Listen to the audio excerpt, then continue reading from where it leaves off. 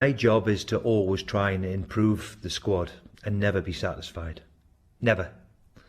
And I thought a couple of additions to the squad on loan would help us enormously. Unfortunately, it wasn't possible to do that. Were you comfortable with the wording of the club statement? Because... Oh, Simon, it is what it is. Well, it doesn't make any difference if I'm comfortable or disappointed or what it is. It is what it is. Steve, you talk about the policy there. I'm just wondering, can you refresh the fans on what that is? Well, surely the policy, you've just seen the policy with the statement, haven't you? Yeah, but can you expand a little bit on it? Because obviously when you the policy's been written in front of you, and pretty clear as far as I'm concerned. You know, look, I wanted to try and bring in a couple of players to add to the squad. It wasn't possible. End of. What can I do about it?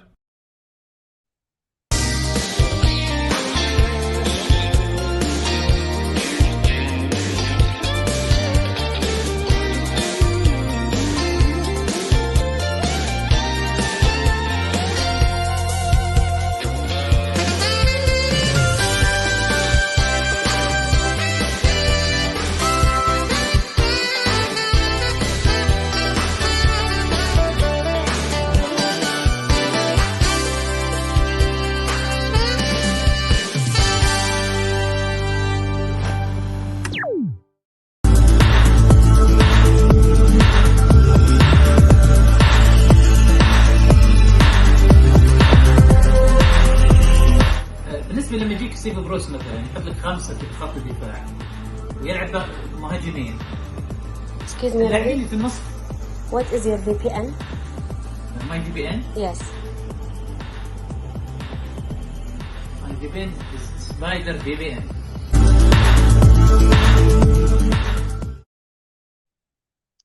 السلام عليكم ورحمة الله وبركاته. أهلا بكم في برنامج نيوكاسل مع وليد. معنا اليوم ضيف مميز المدرب جيمي ماكاي من مدينة نيوكاسل. How are the lads and lasses? Welcome to Newcastle with وليد.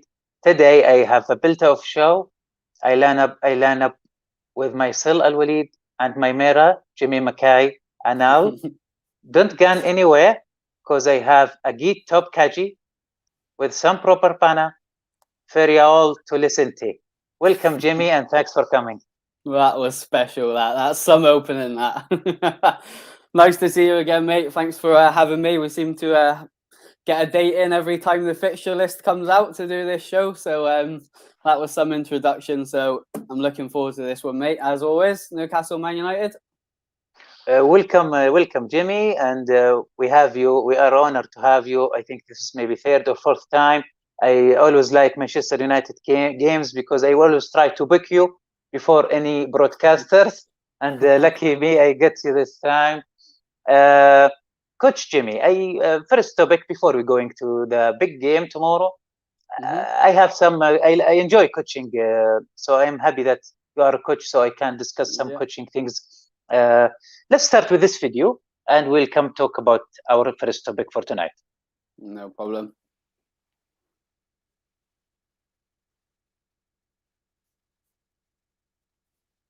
Is dat verdedigend voetbal in jouw ogen? Wat Chelsea doet wel, ja.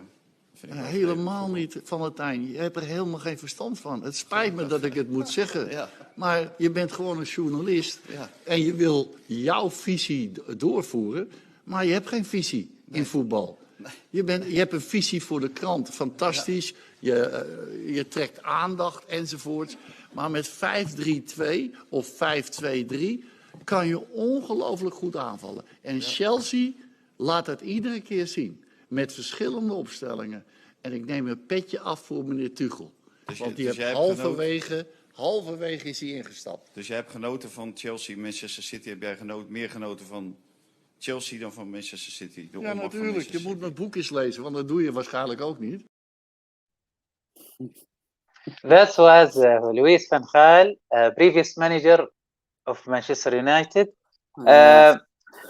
I guess Jimmy, everybody now want to be like Tuchel. Now I think Tuchel is the idol. What do you think of what Van Gaal says and the idea of Tuchel now is an idol for the coach, for all coaching in 2021? I think he's an innovative coach. He's very astute in being able to switch formations very quickly in a game and try and counteract a certain type of game plan that another manager might be trying to set out against him.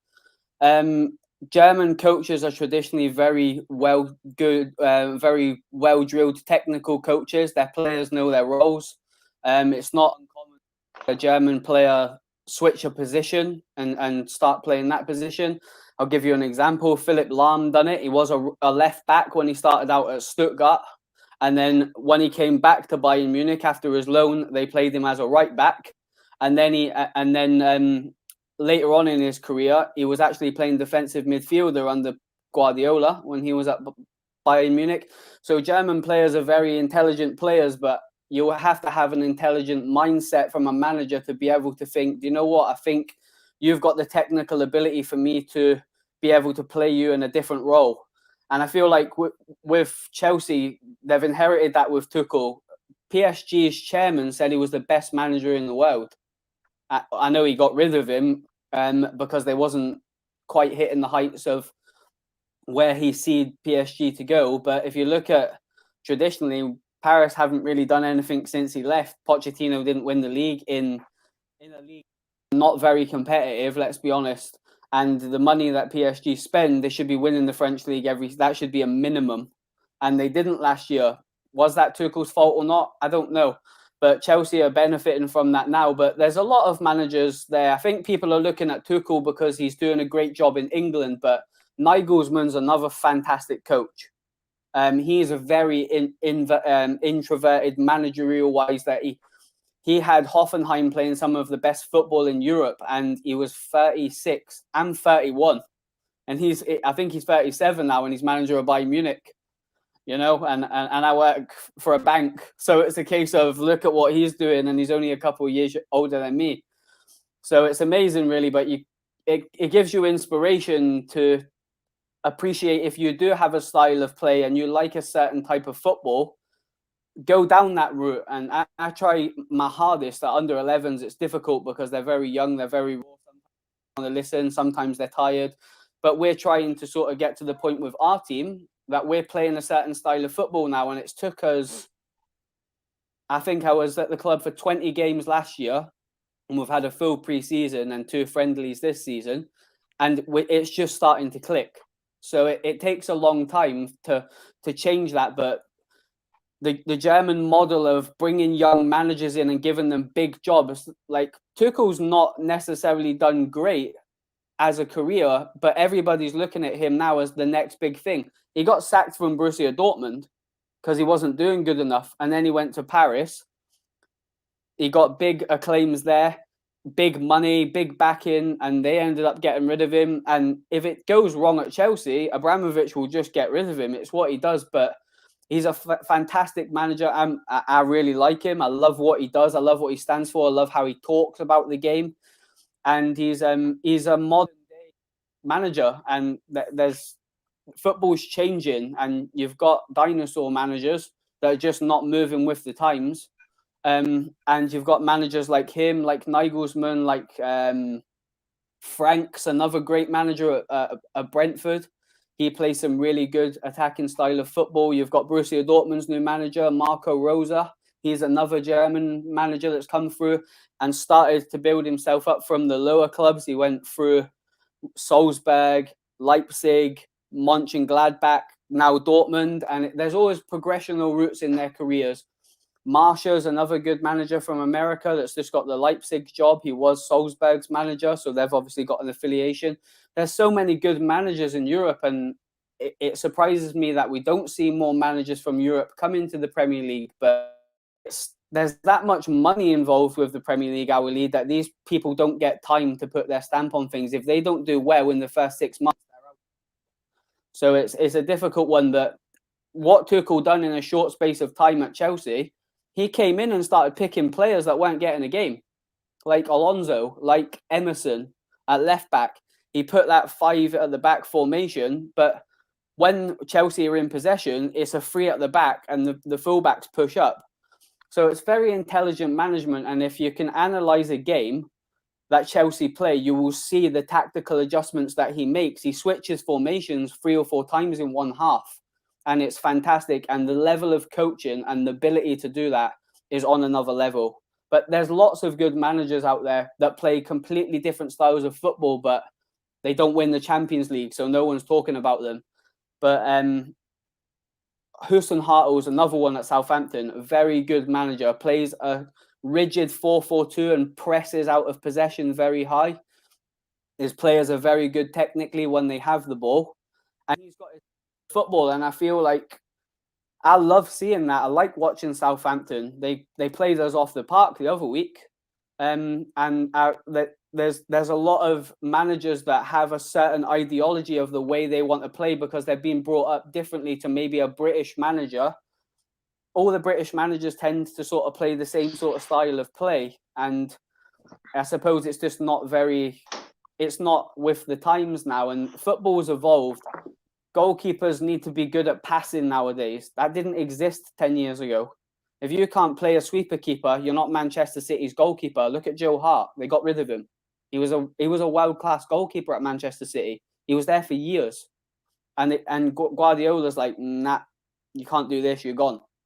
And he got a lot of criticism for that. But for me, and I'm not going to sit here and praise Guardiola because it's not what I'm doing, but like the way he manages as well with his Barcelona, they play football and the identity that they have on the pitch, and they all know their roles and what they're good at and what they're not good at and who can help who. And it's fantastic to watch. It's modern day football exactly for what it is now. But as I say, like there's a lot of managers out there that are not modern day managers now, and a new type of manager and a new type of football player is coming through now, and it's good to watch. I like it. I like the tactical analysis of football. I'm quite interested in that. I don't know if you like that sort of thing, but I love that sort of thing. I watch quite a lot of documentaries about tactics, and I like watching The Athletic because they break down players and transfers based off of stats and individual tackles made for a midfielder, goals scored percentage wise, and I'm quite into that sort of stuff. I quite like that. I like to know how many touches in the penalty area our strikers having in Europe. I just find that stuff quite intricate. And I know Thomas Frank and Brentford, they sign players based off of performance stats. So that just blows my mind to think you can find a player playing in Europe that's got the best tackling in Europe in the top 8 leagues, but yet he's playing in, I don't know, for example, the Austrian league or a league that nobody knows of, and they bring this player in and nobody knows who he is, but he's a really good midfielder. Like half of Brentford's team are from Denmark, and like everyone's like, well, I don't recognize him. I don't know who he is. I don't know who that left back is. And then you see Denmark playing in the Euros, and they're fantastic. So why is other clubs not looking in Denmark? But it's like this lazy scouting. That's what it is. I went off topic a little bit there, but no, actually, it's a great information, Jamie. I'm still with Tuchel. I have like many special coaches I want to talk about, but Tuchel, what he find in Chelsea was available in Paris. Pressure. He was confident. When just he arrived to Chelsea that he will make a great team of Chelsea. Yeah. What he find in Chelsea didn't found in Paris Saint-Germain. I think he's got a reputation around Europe. Obviously, he's a very good manager. There's a lot of clubs that were interested in him. Chelsea obviously done the deal. I feel like at Paris, there's a pressure because of the amount of, like, you can't go out and spend like 200, 300 million pound on Neymar and not deliver the Champions League. Like, Paris are obsessed with the Champions League, hence why they've went out and bought. They are the new Galacticos. Like, they are taking over that mantle from Real Madrid now. They're trying to buy the superstars and hoping it gels. Whereas I don't know whether it will. I would be confident enough to say they won't win the Champions League this year. I take Messi into account. Mbappe doesn't want to be there no more. Why not? If they're the biggest club in the world, as they think they are. Messi, for me, took an easy route going to Paris. If he would have come to the Premier League, we would have seen he's a phenomenal football player. He's probably the best, if not the second best player in the world, probably to ever play the game. But him and Ronaldo, the numbers they stack up is amazing. But they're trying to go down the Galactico route. They've gone for Donnarumma, who's arguably the best young goalkeeper in the world. Hakimi's been phenomenal for a couple of seasons now at right back. They've went out and obviously bought Messi in, who he's not bad either. Do you know what I mean? So it's a case of they've got such a glamour squad. They've bought Sergio Ramos, who's a serial winner from Real Madrid. He's won everything as a football player. And they're trying to get that Champions League. And it's an obsession in Paris that for them to win that. But it's also an obsession at Manchester City, because you can't put that level of financial backing into a club and get nothing out of it. It doesn't work like that. If I spend £200 million on Football Manager, I want to win a trophy. Do you know what I mean? So it's a case of they're playing Football Manager in real life, and they've got the financial wealth to be able to go out and buy Messi and Neymar and whoever else they've bought in this summer. But they want something for it. And going back to Tuchel, Abramovich is the same. Winning that Champions League was probably the best thing that happened to Tuchel, because his reputation boosted up, but he'll get more time now because he's won a trophy. Whereas Solskjaer's getting the same problem at Man U. If he would have won the Europa League, he'd be putting so much pressure on him to win a trophy this year, because we've signed very well, which I won't go into Man U because we're going to talk about them. But there's added pressure at these clubs. Only one team could win the Champions League. But there's so many top teams in Europe. But when you're spending the level of money that PSG are, it is right, okay, Pochettino's got a 3-year deal. I don't care. I've given him X, Y, and Z. He needs to win it or he's gone, and the next manager's in, and we'll try again. And it's just a revolving door, but it's just football. And the thing with Tuchel at PSG, how do you tell Neymar to track back? He just doesn't do it. He's a fantastic football player, but is he really disciplined enough to help the team? How do you tell Mbappe to track back because he's playing a wide position, and when you're out of possession, you want them to fill in? Whereas at Chelsea, he has that level of superstar, but he had a very good team. And he came in and he thought, right, okay then, Alonso, you've not been playing. Well, I play 5 at the back when I'm out of possession, and you've got a great left foot. So I'm going to bring you back in.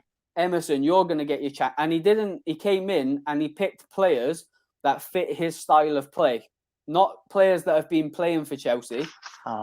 And he put that in place, and it just worked. And people didn't know how to deal with the tactical side of Tuchel's game. And he's obviously flourished in the Champions League, and he's got more time to do what he's doing now. He clearly lacked a goal scorer. He's went out and got it with Lukaku. Lukaku's got unfinished business at Chelsea anyway. So that was an intelligent signing. Inter Milan were in financial difficulty. They pounced on it. And he's went out and added Saul, who I think will fit into his system.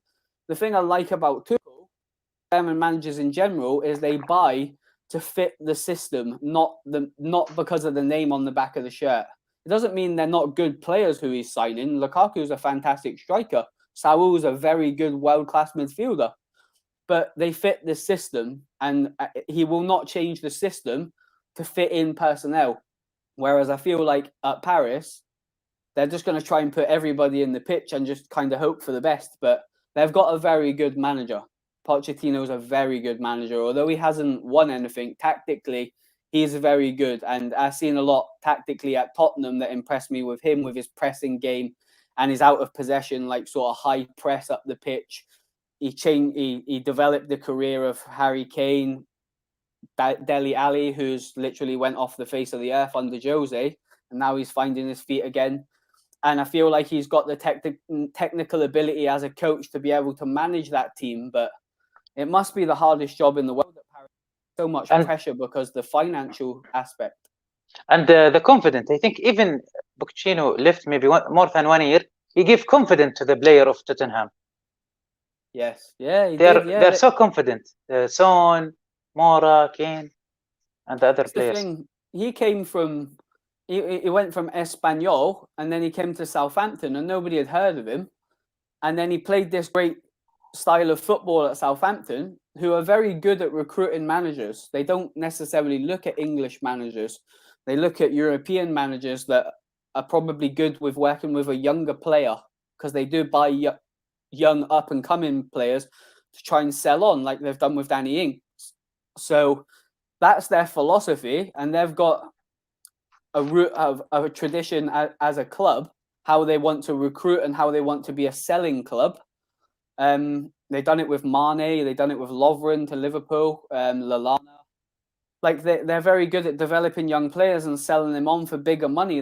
They've done it with Luke Shaw. There's lots of players out there. You'll know them. Your football knowledge is fantastic as well, and that's their style. But they need a manager that can buy into that as well. And they got that with Pochettino, and he done really well. And everyone was like, "This guy at Southampton is playing some fantastic football." And then he ends up at Tottenham, and now he's at PSG, one of the biggest clubs in the world. So it's one of them things. That's a good route for a manager to go down, because you recruit a manager for how he plays and how he sets up, and when you have an interview with him, you're trying to get what he's going to bring to the team. And I feel like Southampton, I'm just talking about them because I brought them up a minute ago, they've got a philosophy and they won't change that. They just need to find the right manager to play that.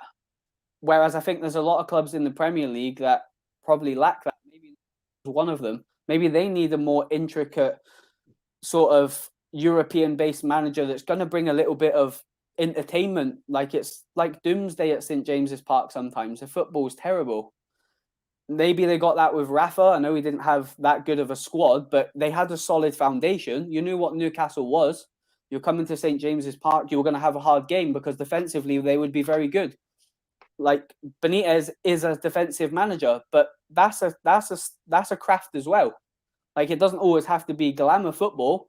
A solid back four or back five in Rafa's case at Newcastle, that's a solid foundation to go and win games and get points in tough games. And he's doing well at Everton now. So it's like just because it isn't a style that where it's an attacking style of play or a possessional based game, it doesn't mean it's not effective. Rafa was effective at Newcastle, hence why the fan base love him. He had a system, he had a philosophy, he went with what he had. I think he would have played a little bit more expansive football if he would have had better players, but he went with what he had. And credit to him. I don't usually give Rafa a lot of credit because I'm a Man United fan, but it's a case of he done well at Newcastle. That's why the fan base wanted him back, and he's doing well at Everton now, but he'll always give a good foundation, and there's lots of managers like that. Patrick Vieira is going to be an interesting one because he's going to try and change the way Roy Hodgson played at Crystal Palace. Is it going to work? I don't know. I don't think it's going to be honest with you. But fair play to him. And I'll always say, and I'm sure we'll talk about Ollie later, you have to stick to your philosophy. Every manager has one. Van Gaal was the worst for it. You just played him in the video. He will not change, And fair play to him. Like his CV is fantastic. He didn't do that well at Man United, but that doesn't mean he's a bad manager. It just didn't click. Man United were a bit of a champion when he was at the club anyway. But that's the beauty of management. Everybody sees football differently, yet we just all love the game. And I believe like for Mancini or Van Gaal, it's different to coach your country when you have a lot of choices of your national players, and if you just stuck on the team and what they have of players. Yeah, I think Mancini brought back that Italian spirit. Like if you talk about Italy in a footballing perspective, that breaks my heart, that picture. Oh, sorry. Just me too. So I haven't got over that one. That's better. So it's like I feel like Italy have always had creative players in the final third, but they've always had a solid foundation defensively. Italians are known for their defending, and I feel like he kind of brought solidity back, as well as having like Chiesa and like players like that had that little bit of something different in the final third of the pitch. But if you have a solid foundation and you've got a very good competitive midfield, you've got a solid back four. I mean, it doesn't get any better than Bonucci and Chiellini. I think their combined age is nearly 90 years old or something like that, but they're fantastic, you know, and they are like modern day Italian gladiators. They'll pull you back, they'll hack you if they need to. They're dirty players, but they win games. And they just old manned England in the Euros in the final. We just didn't have enough experience, and we just got old manned, I think. But it is difficult because they're working with a national-based player instead of having like the whole of Europe to buy from. But I feel like for Van Gaal, it's the perfect job for him now. He's not going to get another job at a top European. So I hope he does well. I actually don't mind Van Gaal. I like what he stands for. I've watched documentaries about him before and after he's been at Man United. His football wasn't great at times, but I did understand what he was trying to achieve. We just didn't have good enough players to play that. He was another one at Man United that was getting his third choice signing instead of the first choice. So that's a problem in itself, but that's recruitment, and that's a whole nother different topic. So. Okay, Jamie. Before we go to last thing I want to ask you before we go into the big game. Chelsea now, I think most of the teams now want to play like Chelsea or the Tuchel plan. I saw a video earlier, but I forget to put it on the StreamYard. The video was about Guardiola saying, talking impressively, talking about Chelsea formation and how it's difficult. I don't know if you saw it before. It's a recent video. He's talking about, I think, the final of the UEFA, of the Champions League. So my question to you is which team you think can defeat Chelsea Tuchel, and what would be the formation? Because we see Guardiola with all his players, he was like nothing team in the final. And for me, I'm not either Manchester City fan or Chelsea fan, but I was devastated how this Man City, who win all the 5-6 goals every game, he can't beat, or he can't do shot on target against Chelsea. So what is the team can beat Chelsea and the formation of Tuchel, you believe, this season? I think Chelsea will win the title. I think they're just a little bit short in certain areas. That's just my personal opinion. You might disagree. I feel like if Man City would have bought a striker, they would have probably been favourites. You don't know. The thing is, with Liverpool, they're going about their business very quiet. Nobody's talking about Liverpool no more. But I think that's a good thing for them, because they've still got a very good team. So they're winning results, but nobody's like, oh, they're title challengers. But for me, they might be. Like, they might be title challengers. They don't have as good of a squad, in my opinion, after losing Wijnaldum than they had, but they'll be there or thereabouts. I feel like with Ronaldo now, we'll be there or thereabouts. We finished second in the league last year, so the problem that we have is we need to try and get one better or be closer. I don't think Man U will win the title, but it's such an awkward formation, Tuchel's formation, that you have to try and combat it. So what are they good at, and how can I counteract that? And that's the only way to win football games. I do it for my team. I look at what the others are lining up and try and combat it to try and get a result for my team. And that's at kid football. And it's probably a little bit too advanced sometimes, and sometimes I have to rein it in and think, Jamie, just go back to the basics with them. They're young boys. But I always look at the other team and see how they line up and think, can I do something with my formation that's going to allow us to get more of the ball?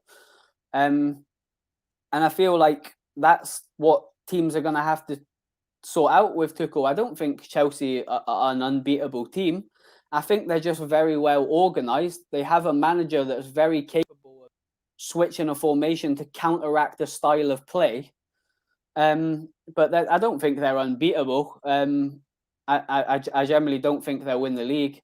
I could be wrong, but they're just a very well organised team, and they've signed well in the summer. They're going to be better than last season, and that's what every club wants, really, just to be a better team than they were the season before. I think the best formation to counteract Tuchel's is probably what Liverpool play, maybe a Gegenpress 4-3-3.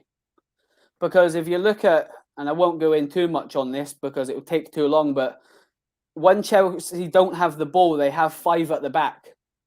But when they have the ball, they're almost a 4-3-3, 3-4-3. The wingers go wide at the front. The centre, the right and left back wing backs, they push into right and left wingers to allow they come in and become inverted midfielders. And then they'll have a runner from the 2 midfielders. One might go and join the attack. The other 2 might come in and make a 3 midfield. So you've got a 3-3, 1-3.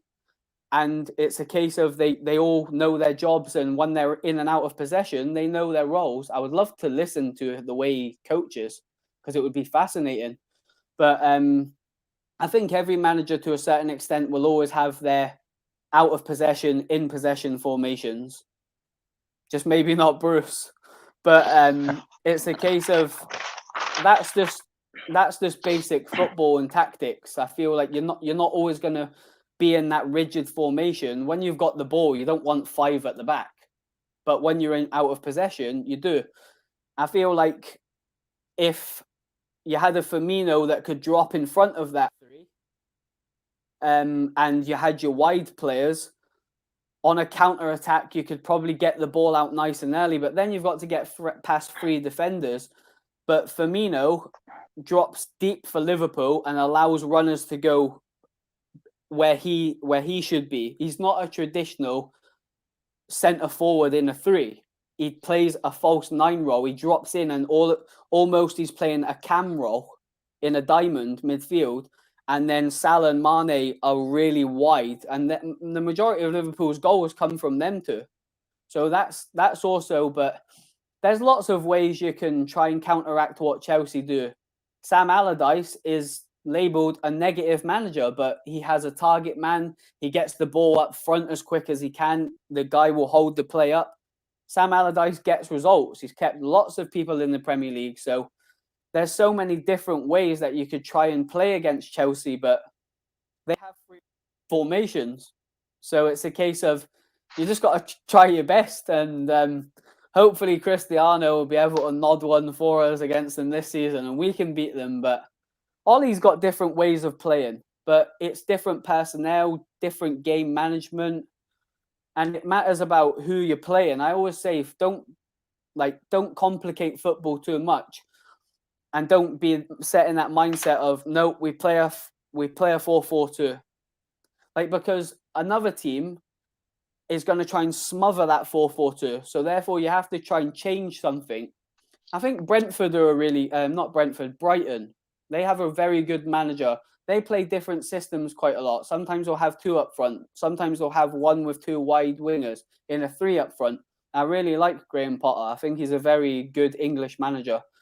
But there's lots of managers in the Premier League that play different systems. And I feel like from a Man United fan perspective, sometimes we play the same system against teams that are all wrong for playing against that system. And that's something we're going to have to change this year because our squad is probably one of the best squads in the league. But sometimes Ollie will try and play 4-2-3-1 against,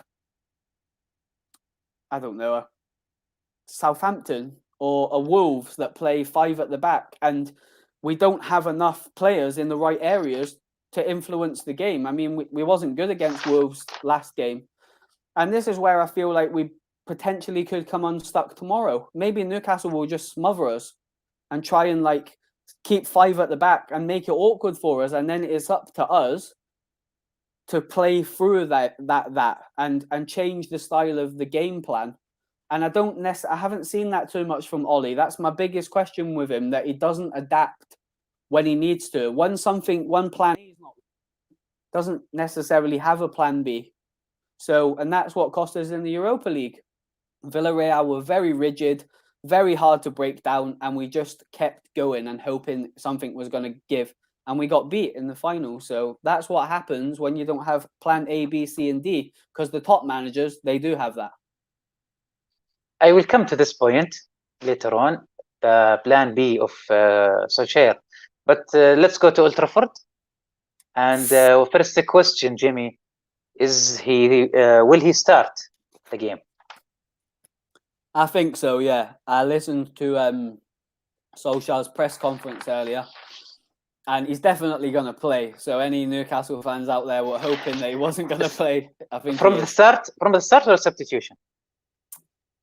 If he's fit enough, I just can't see him not starting. I feel like he picks himself, but maybe he might start on the bench, but. We've got Edison Cavani, so if he does start on the bench, Cavani's not too bad at football either. So it's a case of we've got options there, but I feel like if he's ready to go, he'll start. I feel like he'll start the majority of important games for us, and I feel like we could probably get away with not playing Ronaldo against Newcastle, and I don't mean that disrespectfully. I'm expecting us to win whether he plays or not. But the fact that it's his second debut and the hype around it, and he's back home and all of this, I just can't see him, if he's fit, not starting. But even if it's on the bench, as soon as he comes out on the touchline and warms up, the ground's gonna go crazy. So he left Portugal because he can't play because I think the yellow card. So definitely, I think he will play. This is really great picture. Who will knows that 2004 and now 2021 things change. Yeah. So what do you think in this picture? What do you think Oli telling Cristiano, which he seemed doesn't really like what Oli says, but he have to go with it? I think he's explaining to him that Fred will be starting in the midfield quite a lot. All right.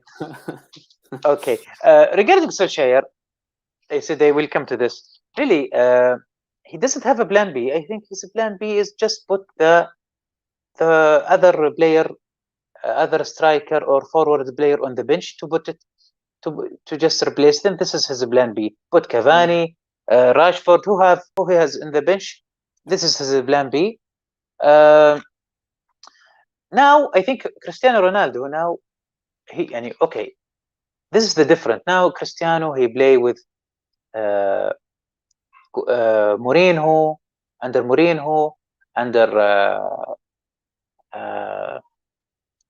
the Italian coach. Just out of my name, I forget his name. The Italian coach at Juventus. Yeah, no, the one went for Madrid. Ancelotti. So many coach and Sir Alex Ferguson for sure. So and it's different than Solskjaer, who just been, I think, coach in Manchester United only by Sir Ferguson. So what do you think? Do you think there will be a conflict, or maybe Cristiano Ronaldo tactical mind? It's much advanced than Solskjaer. So is gonna Solskjaer play with only the plan A, or do you think Cristiano Ronaldo will try to do something different? How you see they are two of them old mates to play together as a player and his 36 at end of his career against a coach in still maybe beginning of his career? I feel like for Solskjaer, it's a problem. It's a nice problem to have that you've got possibly the best football player in the world that signed for your club. And I don't think it was a deal Man U were looking at in the summer. I've heard a couple of different things that the deal was talked about before the Manchester City rumour came up and everyone jumped on that. You believe whatever you want to believe on that, but I don't think Man U were planning to sign Ronaldo. I just think it's a case of it's another Van Persie. When you've got a level of quality player like that and he's available and the club are willing to sell him and the player wants to come, you do the deal because he's too good. Like Van Persie was arguably one of the best strikers in the Premier League when we signed him, and he won us our 19th title because he was the finished article.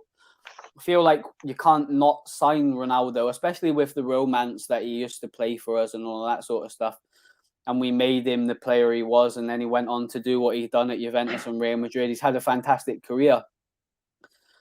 With the conflict of interest, potentially it might sort of cause some issues, but I feel like Ronaldo, there's no doubt that he loves the club and he's here for the right reasons. I think it's laughable that people think that he's coming for a payday. Like if you look at the physique of the man and the way he lives his life, he ain't here to just make numbers up. But he might not be good as the title as a whole through the whole season, as in the club, not him. But he's here to win trophies, and if we win the league in the next 2 seasons when Ronaldo's there, there'll be a statue of him outside the ground, because it's a case of it will be a miracle. Because I don't think we're going to win the league this year. I think we have a very good squad, but I just think we lack in the midfield, and we'll get found out eventually against the bigger clubs. Everybody knows what the problem is. I don't necessarily feel that there's going to be a conflict with regards to the manager and the player. And I just feel like Ollie needs to know when to manage Cristiano. Like, he's going to want to play a lot of games. The fans are going to demand that he plays a lot of games. His physical appearance tells us that he can play that. I mean, I think he played 30 games last season for Juventus. But the thing is, he's a lot more demanding than Serie A, like pace-wise, tackling-wise. It's a lot more physical, the Premier League, faster. Whereas Italy is like sort of quite a slow-paced league, very more tactically organised, whereas the Premier League is a little bit more like in-your-face, sort of fast-paced football. So he's going to have to adapt to that. And the Ronaldo that left Man United isn't the Ronaldo that's coming back. He was a winger when he left us. He's a number 9 now. He doesn't have the legs to be able to do them step overs and all of them tricks and all that he used to do. He's gonna be given the freedom to move around and get in behind and compete for headers, and our game plan's gonna be around giving him service now. And sometimes we don't create a lot of chances, so it's gonna be interesting. But I feel like Ronaldo's got that ability to get the ball. If we're playing bad away at Selhurst Park against Palace and it's the 88th minute, Ronaldo gets the ball on the edge of the area, does a little feint, and he will score.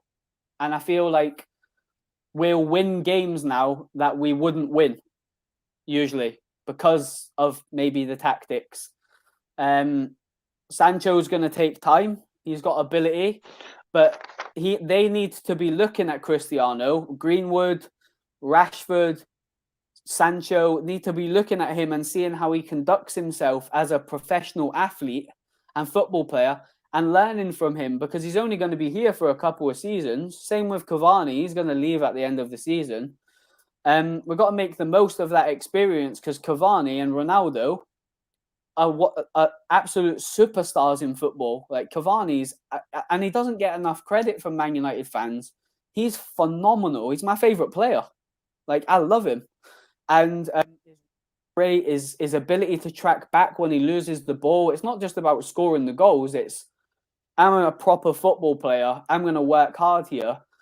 And when you've got that type of ability, you need to take everything you possibly can from them. If I was a young player at Man United now, I'd be asking Ronaldo to help me with my diet, asking me asking him rituals to do midweek, how I can get in better condition. Like, there's so much more than just the player on the pitch for that squad of players, especially the young players. And it's a case of he's going to bring the quality on the pitch. But the beauty of it is we don't know what Ronaldo we're getting, like, which is quite strange because I don't know whether he's going to be as good as he was. I didn't watch him play a lot for Juventus. So I seen him in the Euros, but Portugal didn't have a very good tournament. But he still looked like he was that one player that just had a desire to win. And if he brings that to the table, we can't go wrong for 2 years. And I just can't believe we've signed him, وليد. Like, I just can't believe he's back. Actually, me too. But I watch some Juventus game with Cristiano. The players, he find different way of dealing with him rather than Real Madrid. When he was in Real Madrid, the players was respecting him. Zidane make him to the goal machine. As you said, just focus on the box. Doesn't have the legs to go around and running the whole pitch. It just the problem with in Juventus, the player doesn't care much of Ronaldo. They just play the Italian play style. I don't think there was much respect for Cristiano Ronaldo, and I always see him isolated. If he didn't get the ball by himself, he will never get it. One thing Manchester United fans worry about is Bruno Fernandes. How he will play with Ronaldo. We see in the Euros how he really find difficult to the chemistry between Ronaldo and Bruno in Euro wasn't that good, and we noticed that they didn't play much together.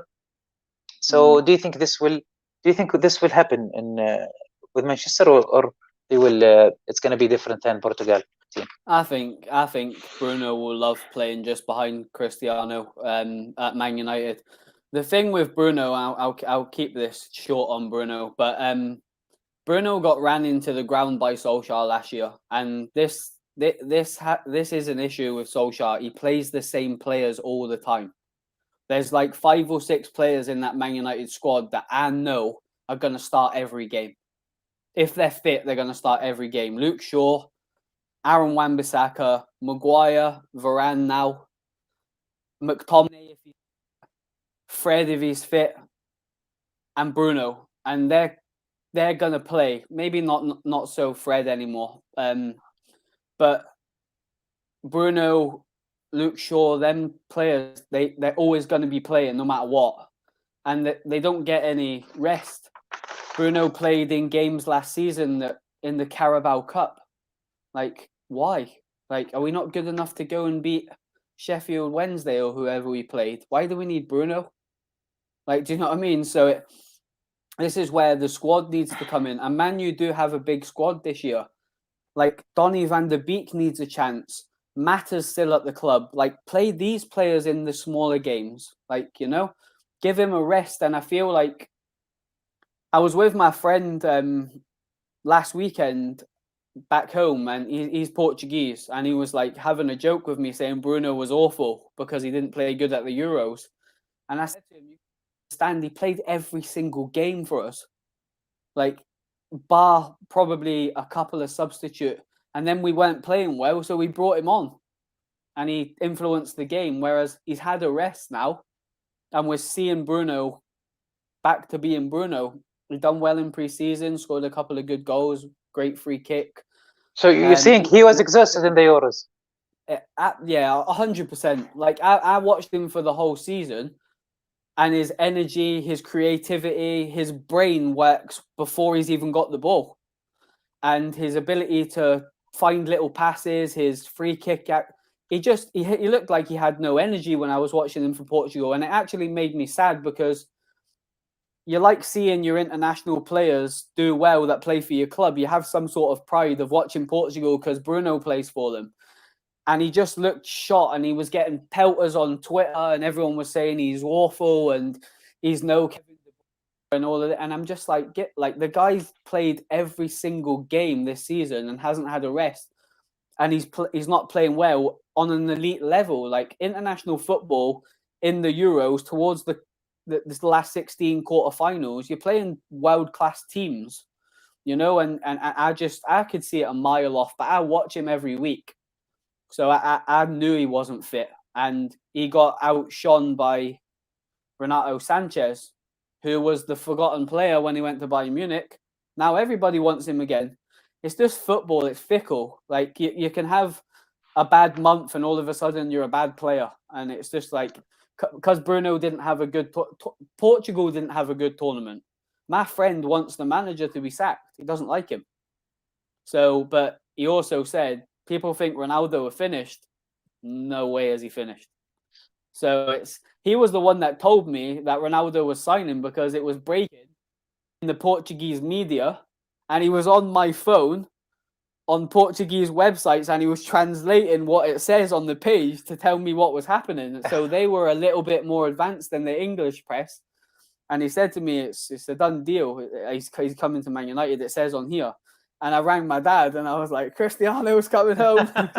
So, yeah, it was good to be with him because he could translate what the Portuguese media were saying. One point before I go to the next picture, I noticed myself that Bruno, he's the key player. Also, Cristiano Ronaldo, he's the key player. What I mean, Cristiano, he's the key player, he's the finisher.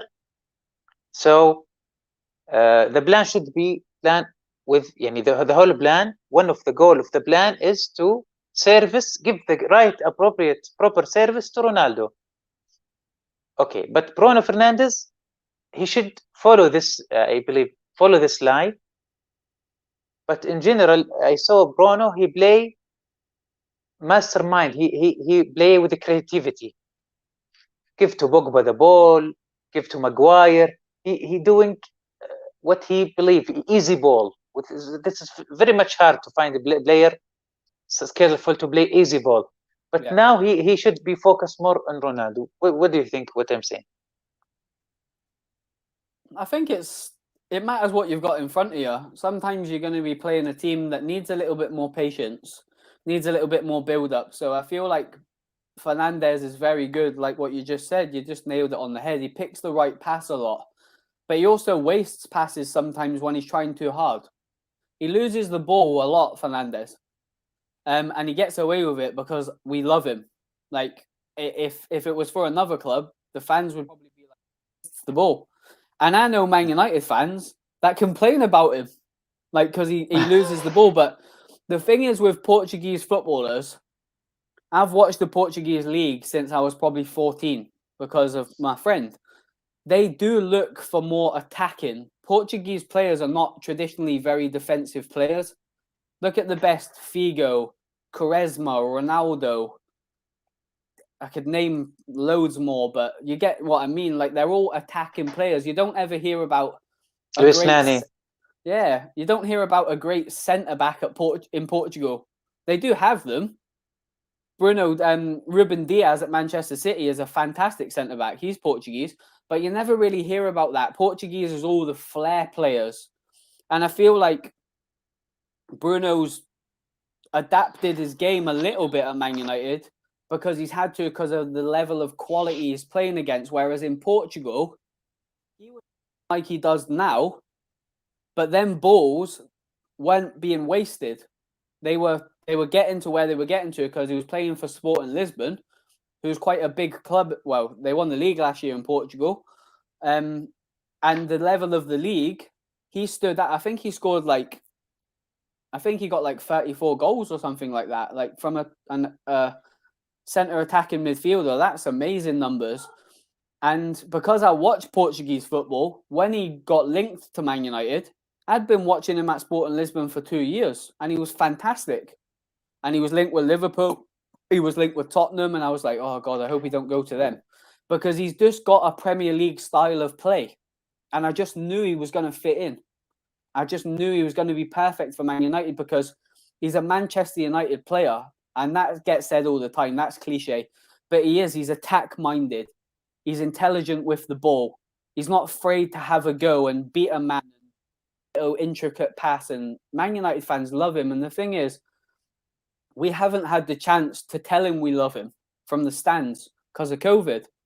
So he gets lots of love. We've got song about him and everything, you know. So Portuguese magnifico. So it's a case of him linking up with Ronaldo, I think. And nobody ever talks about what I'm going to say, but I'm sure you'll be able to relate to this. He's Portuguese. So he's going to be going to Ronaldo's house, eating with him, having the social life with him and Fred. Fred's Brazilian. They obviously speak Portuguese. Nobody ever thinks about football like that. But bringing them little nationalities in, it helps the players from their countries. And I feel like that will be beneficial for Bruno. His wife will then have Ronaldo's fiance. They can, like, they're both Portuguese. Like, their families will, and I'm sure they're friends anyway. Well, they are friends. Agent Bruno, if you listen to some Man United fans. But, and nobody ever speaks about that aspect of football. But if you've got someone that's from your country or you used to play for the same team as them or international football, it all helps. That's why, like, Jadon Sancho will settle at Man U. He's friends with Marcus Rashford. He's friends with all the England boys. But we always look at them at what they can offer on the pitch. But exactly, I want to ask you, what's wrong with Sancho? He's just not fit. He's just carrying a little bit of weight, I feel, at the moment. The whole saga just dragged on far too long with Borussia Dortmund. But it's all about shirt sales and that for Man United. You know what it's like anyway.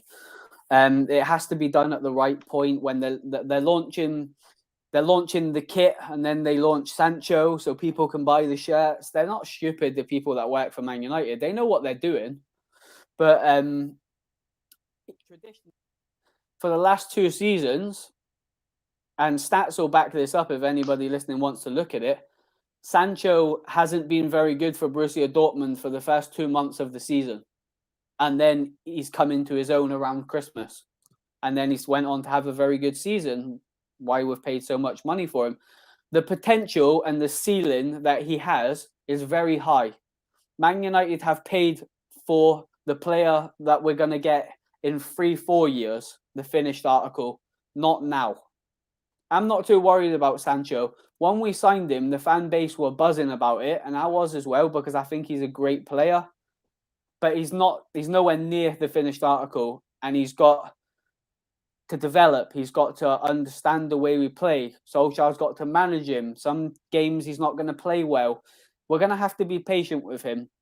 But we've definitely bought the potential player instead of buying the finished article. Whereas with Ronaldo, we have with Varane, Sancho's not that player at the moment. So I'm not too worried about it. People are saying, oh, he's £70 million, he should be playing. Football doesn't always work that way. When he's fit, when he's ready, and when Ollie trusts him that he's fit enough and he's ready to go and kick on, he'll show us our quality because I've seen bits already, little touches, little movements, little shimmies inside, little intelligent passes, little intelligent runs. I've seen enough to know that he's going to be fantastic. And I watched him a lot for Borussia Dortmund because I really like Borussia Dortmund as a club. I've been to watch them play in Germany at their stadium. I've got a bit of a soft spot for them.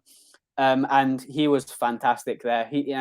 And the thing is with Sancho, he left Manchester City. So he's familiar with Manchester. He's from London, but he was at Manchester City's academy since he was young. So he knows the Manchester area. He's friends with all the England boys. So he'll settle in time. I'm confident enough that he's going to be a great signing as well. But Ronaldo and Varane, they're the finished article. They don't need no coaching. They're ready to go. And that was important, particularly Varane. I think Varane's the signing of the summer for me. Out of every player that was bought, Messi, Ronaldo, forget them. Raphael Varane for me. Fantastic. Great, Jimmy. I want to now. I have 2 questions before to go to Newcastle. Now we almost spent 1 hour and no mention of Newcastle.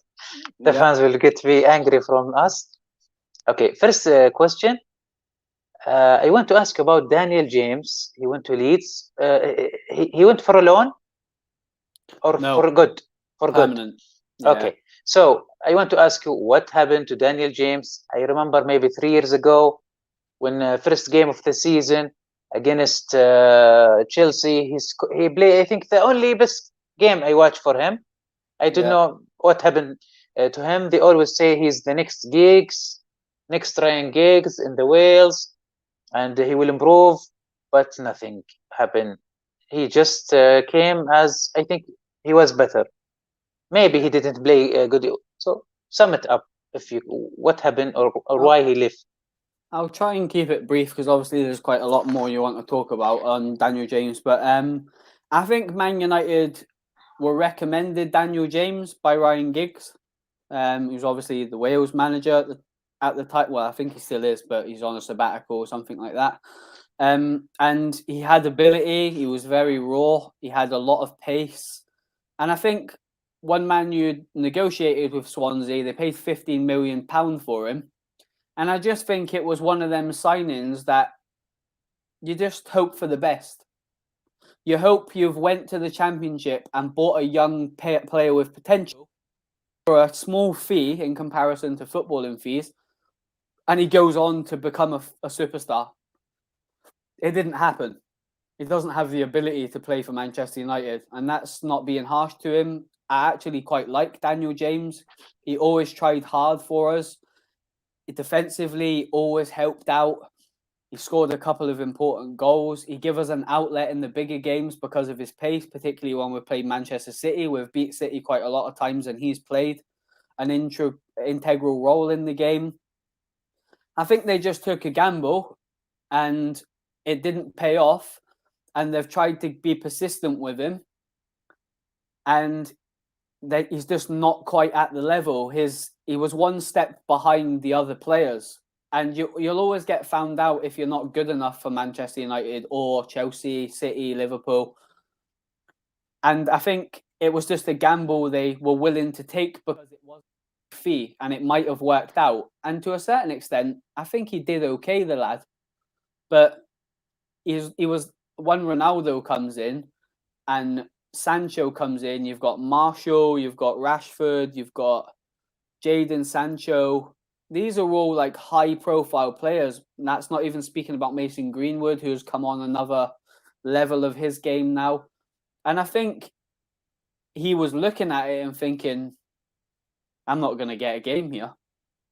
And Leeds came in with, I think, an initial 25 million that can go up to 30 million. And when he ain't quite at that level, yet you're making another £15 million on what you paid for him.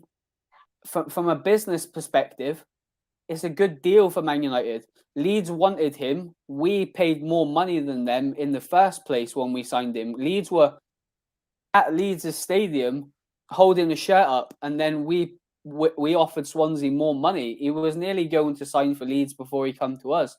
So they've always been interested in him, and their style of play, and going back to what we were talking about earlier, styles of plays in certain teams fit certain players, and I feel like Daniel James will do very good for Leeds. Very, very good. And I hope he does. I wish him all the best. I ain't one of these Man United fans that's like, thank God he's gone because he wasn't good enough. I actually didn't mind him. He wasn't at the level. He wasn't a starter for Man United. He was never going to be a starter.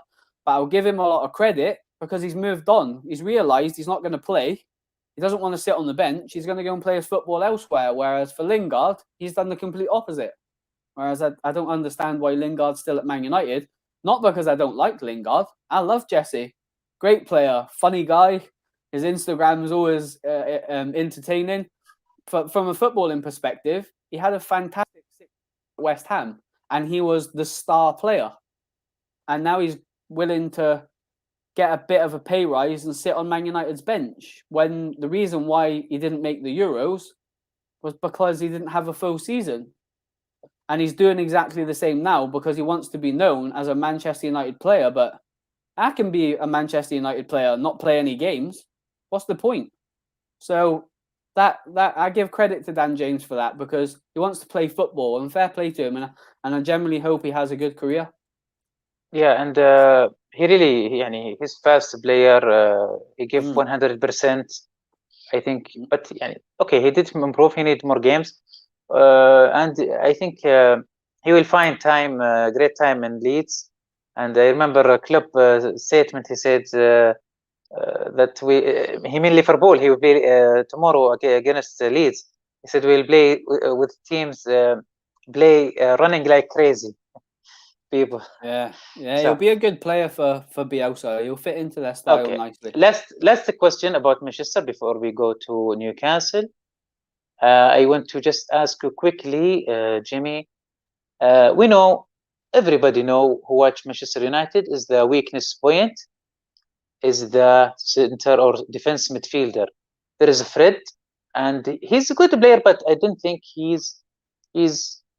I always see him collapse and make mistakes. We notice most of the teams who beat United, they play long ball, right? Just on the front of the two center midfield, center back. So always this pressure of point and the defensive midfielder. We saw Bruno and Pogba. They doesn't much strong defensively. Of course, there is McTominay, and also there is Van der Beek, who I think also he's not defensively. He's great in forward. So that's why they try, as I heard or I read, that Declan Rice is the next target for Manchester United, and I don't know why they didn't get him. They tried to get him this season. So some of the problem of the defense midfielder, who everybody know this is the problem, and it's still Solskjaer doesn't solve this appropriately. There is Matic, who I believe is very old now. Yeah. Matic is a good player, but he just doesn't have the legs against pacier players. So the issue is quite simple, really, with regards to that. Man U play 4 at the back. They had an issue last season where they had Lindelof and Maguire, and Lindelof had mistakes in him. Lindelof didn't bring attributes to the team that Maguire had, so there was a problem there. Lindelof's not great in the best. He's not the best tackler. He's a ball playing centre back. So we've brought Varane in to counteract that, and I think long term Ollie wants to play a 4-3-3. But the reason why we can't do that at the moment is because we don't have a specialist in that hole, and in front of them 2 centre backs. So he still plays the 2. So I think that's the dream, like what you've just put up there, the 3. But if you don't go out and address it, it's still a problem. And we've got Varane, Sancho, Ronaldo, we've talked about them, but we needed a defensive midfielder. Everybody knows that. And we didn't get him. And if we are going to go for Declan Rice next summer, then okay, that's fine. I do really like Declan Rice. I think he was fantastic for England. I think he'd be a great signing. But it leaves a gap there. And like the top clubs, the bigger clubs, the Man City's, Chelsea's, Liverpool's, they've all got really strong midfielders. You think of Kante and players like that, you know, whereas we don't. So I feel like that we'll get found out this year. I'm just hoping the firepower up front will get us by Ronaldo, Greenwoods, or the other players that we've got available. But that's a massive issue for Man United, and it doesn't allow us to have that one defensive midfielder, because Fred and McTominay have to play together to kind of make two players into one, if that makes sense. It's like we need 2 because they're not good enough to be 1. And Fred's a hard one. Like he splits opinion big style. I think Fred's about as Brazilian as Joelinton, you know? So like but he's just so clumsy sometimes. Like I just watch him and sometimes I'm on my couch like, oh, what is he doing? But like he'll break up play, but he's not very good at passing. He can't shoot. And I'm just like, what else does he offer apart from tackling? It's just honestly like, Fred's funny. Like I watch Fred sometimes and I just think, God almighty, like how are you getting a game for Brazil? Like you are the complete opposite of a Brazilian footballer. But Ollie seems to like him. I don't know if he plays really good in training, but I can't see what he offers the team. but he's got legs. And I feel like the only reason he plays a lot of games is because he's got legs. And he does like run around a lot. But for me, why is Donny not playing?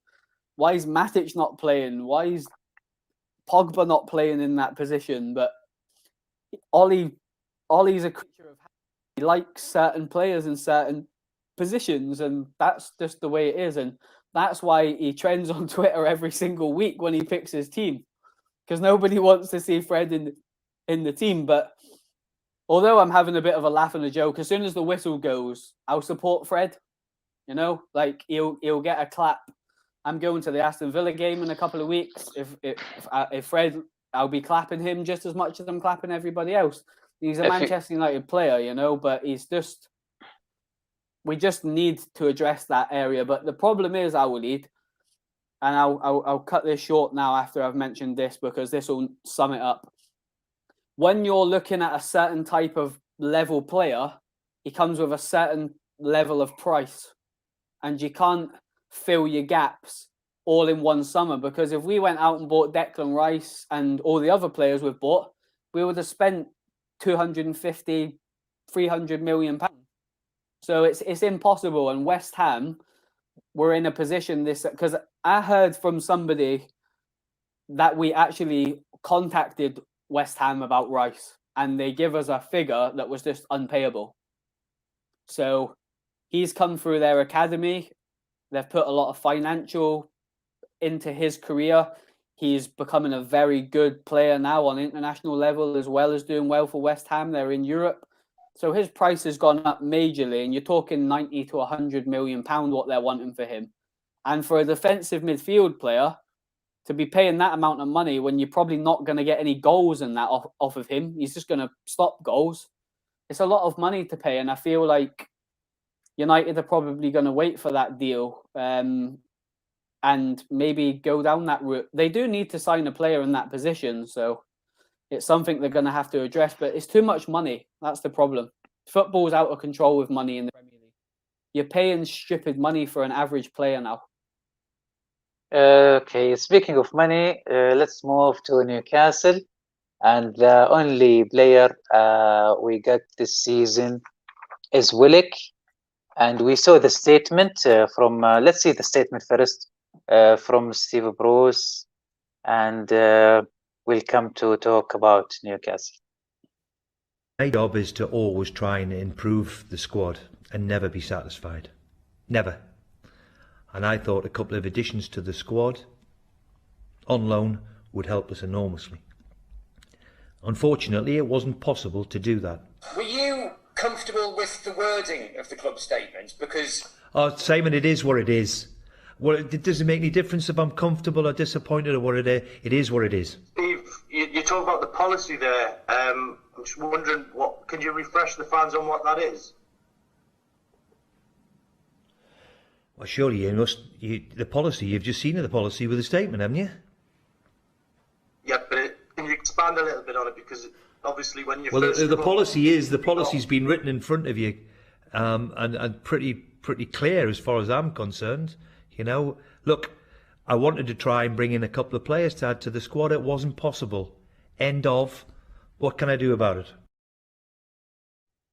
I really love seeing Steve Bruce under pressure. It's always in the conference and on the pitch. Always get the best out of him. Regarding Willock, I think now he's on pressure because he's the only deal Newcastle have. So at the beginning, how generally see the situation with Newcastle, Jamie? I wasn't surprised by the window. That the lack of incoming and outgoing didn't surprise me one bit. I think you can tell watching Steve Bruce there that he's not happy with it. He's also getting annoyed that he has to answer questions about it. He doesn't strike me as a manager that's particularly enjoying that interaction with the media at the moment, because I don't know. He comes across as a manager to me that he just wants to sack, I think. I honestly believe that, and I've said it for a while. He doesn't come across as a manager that's enthusiastic. I see an interview with him when they were talking about the Man United game, and he was like, well, the lads know it's going to be a tough task. And I'm like, yeah, but you know that. You're coming to Old Trafford.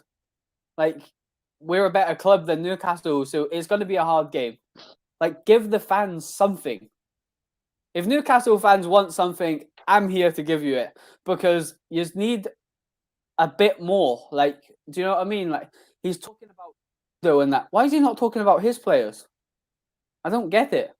Every single week I see this with him as well. It's always, well, we'll try and get something. I'm like, Steve, give yourself a shake, man. Like, you're the manager of Newcastle United. Like, you're not managing a League One team. Do you know what I mean? Like, get something about you, lad. If he was my dad, I'd be giving him a shake and saying, will you sort yourself out? Like, you need to... How can that motivate you? Like, how can you look on that touchline, or you're sitting in your house watching Sky Sports News, minding your own business, and you're Callum Wilson, and then all of a sudden Steve Bruce comes on and you've got Man United away. Yeah, well, it's going to be a tough one. What? Like, for me, I'd be like, I mean, I played under Steve. Steve was my manager. And if Steve said that to me, I'd be like, come on, Steve. Like, do you know what I mean? Like, just to use as a funny analogy, because I actually played, Steve was my manager for a little while. But I just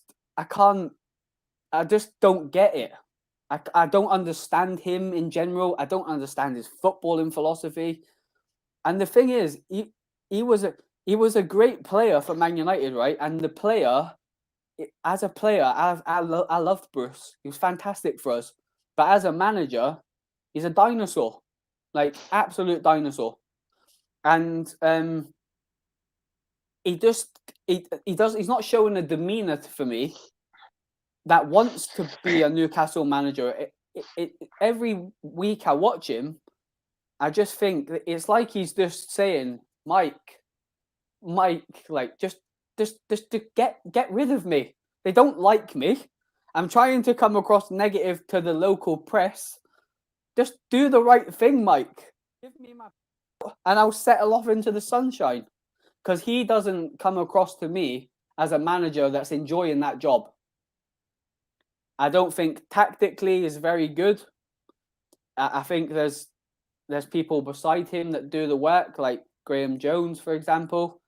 What is he doing? He seems to turn up to a press conference, be as negative as he possibly can about his own team, completely laud the other team that he's playing. Can you imagine sitting there if you're Ronaldo watching Sky Sports News? Oh, it's going to be a tough one. Ronaldo's back. But he said, but he said, let's try. We'll try to spoil the party of Ronaldo coming. Yeah, that's the correct answer. But for me, look at Keegan's days. Keegan's interviews where, right, Kev, you're going to have to go and get a result. Yeah. Well, the lads know what they've to do. We've been well. Go there and we'll get a result. That's what you want to hear. You might not get the result, but you have to show something to your players. I've got a game at 9 a.m. Can you imagine if I go to my players? Tough one today, boys. Just try your best. Do you know what I mean? I know it's quite like, it is funny when you listen to it, but it's like, this is like top level football, I will need. Do you know what I mean? And I just feel like the fan base deserve more. Like they deserve their own. Is he not capable of sitting there and going, yeah, well, Man U, they've had a great summer, but do you know what? We're going to be well organised. We've been well drilled. We've trained well, and we're going to try and go there and get a result. At least it gives them a bit of a boost to go there and say, well, you know, Old Trafford's a tough place to go. Maybe he went to sedate the United, Manchester United.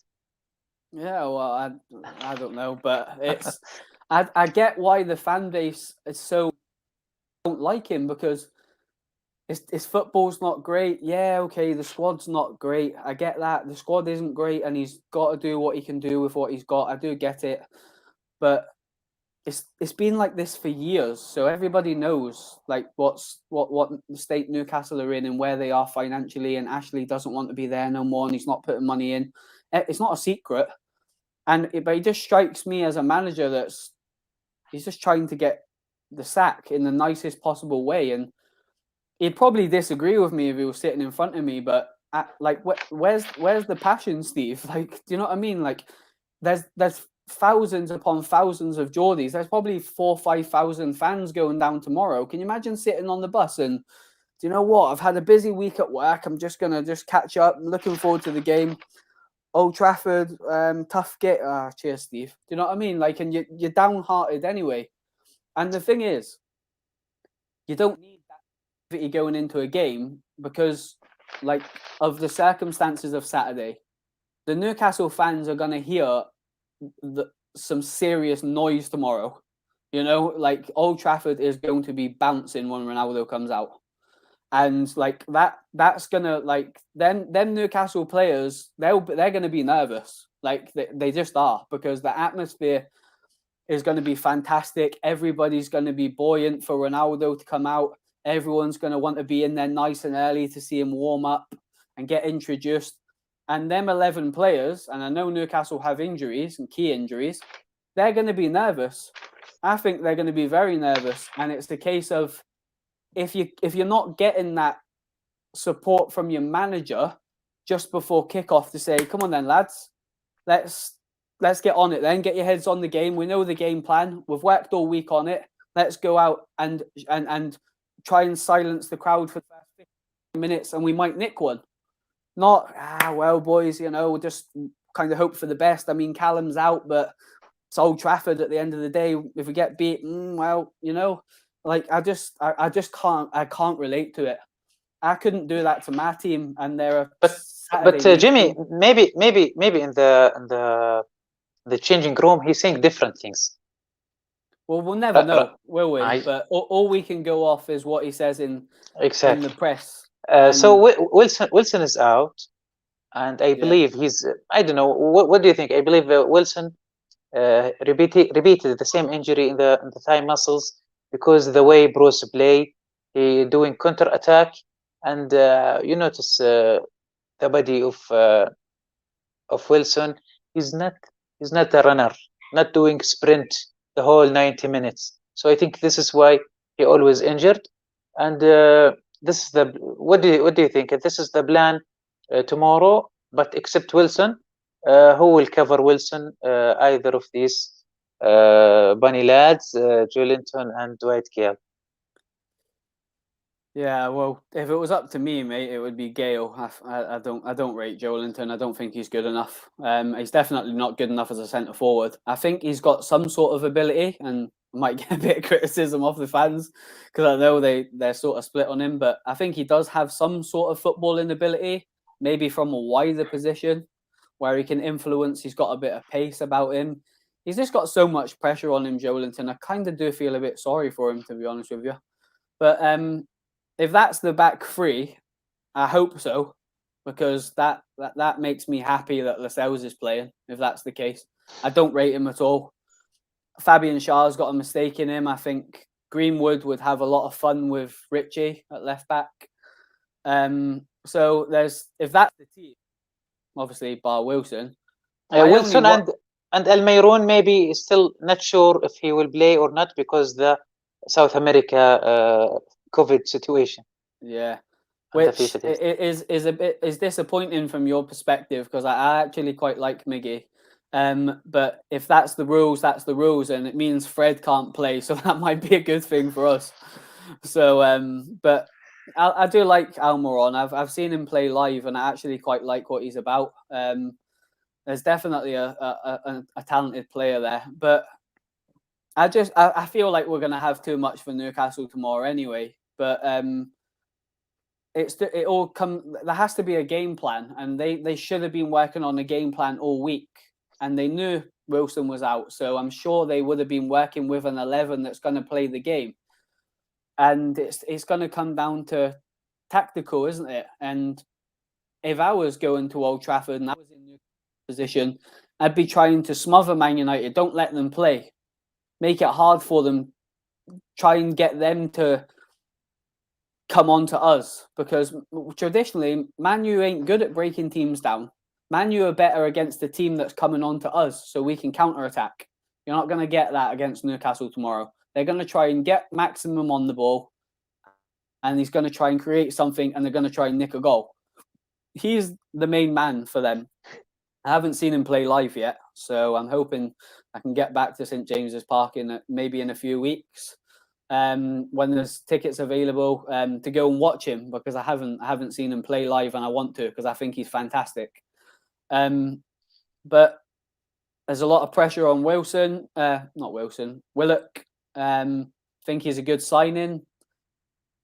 £25 million, is he worth it? In my opinion, I don't know. It's going right now. I think he's a £25 million player in a normal market, but this isn't a normal market. I feel like they needed a right back. They needed a centre back. Maybe they were the better positions to go for than signing Willock. Willock's a very good signing, but they definitely needed to strengthen in other areas. And Newcastle didn't have a very good season last year and ended up finishing not too bad in the league because they went on a run. But for the majority of the season, it was doom and gloom, and everyone thought they were going to get relegated. What's changed? You're looking around in dressing rooms for fresh faces, and it's all the same faces that struggled last year. And I do feel sorry for Bruce on that aspect, because he clearly wanted more bodies. Why was it not done? Who knows? You know? But can he not bring a couple of loan players in? Did you read this? Did you read the statement? I haven't read it. No, I'm going to though. I'm just doing a Bruce. Yeah. I heard what he said there, but I haven't read the actual statement itself. But I'm presuming the money wasn't there or what. But just to go back in for Willock, who would have been a good signing if you've brought in a right back who is Premier League proven, a centre back to add to the. I think Newcastle have got good centre backs. Clark's a good player. Fernandez, the best defender at the club, in my opinion. Fabian Schär, on his day, he's got a mistake in him, but I think he's a solid player. They just needed a little bit more experience in there, a little bit more know-how, and they didn't address it. And they've, as I say, like, I think every season you want your club to get better, and you want your club to go out and sign players to make your team better, and I just don't see that from Newcastle. Willock's got them to a certain position last season, and what is that all right for Newcastle this season? Is that all right for them just to stay in the league again? From a board perspective, yes. From a fan perspective, no, because you get excited. The little boys that support Newcastle, they'll be excited to go and get the new signing on the shirt, and there's none of that now. It's just Willock. So it's a case of it is what it is. I'm not surprised by it. I'm sure you're not surprised by it, but when there's just not that level of financial backing, that's what happens, and it's just the fan base that suffers all the time with Newcastle. Exactly, Jamie, and I believe Newcastle will play good at the beginning of the game, maybe first half, but what will happen? The stamina. The player will be collapse, and I noticed this with all previous game against Manchester. They are at maybe minute 70, I saw the season minute 60.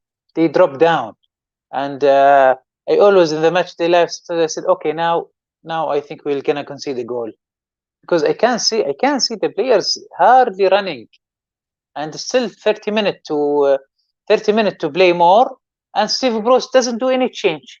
He's like have no bench at all. This is really big concern.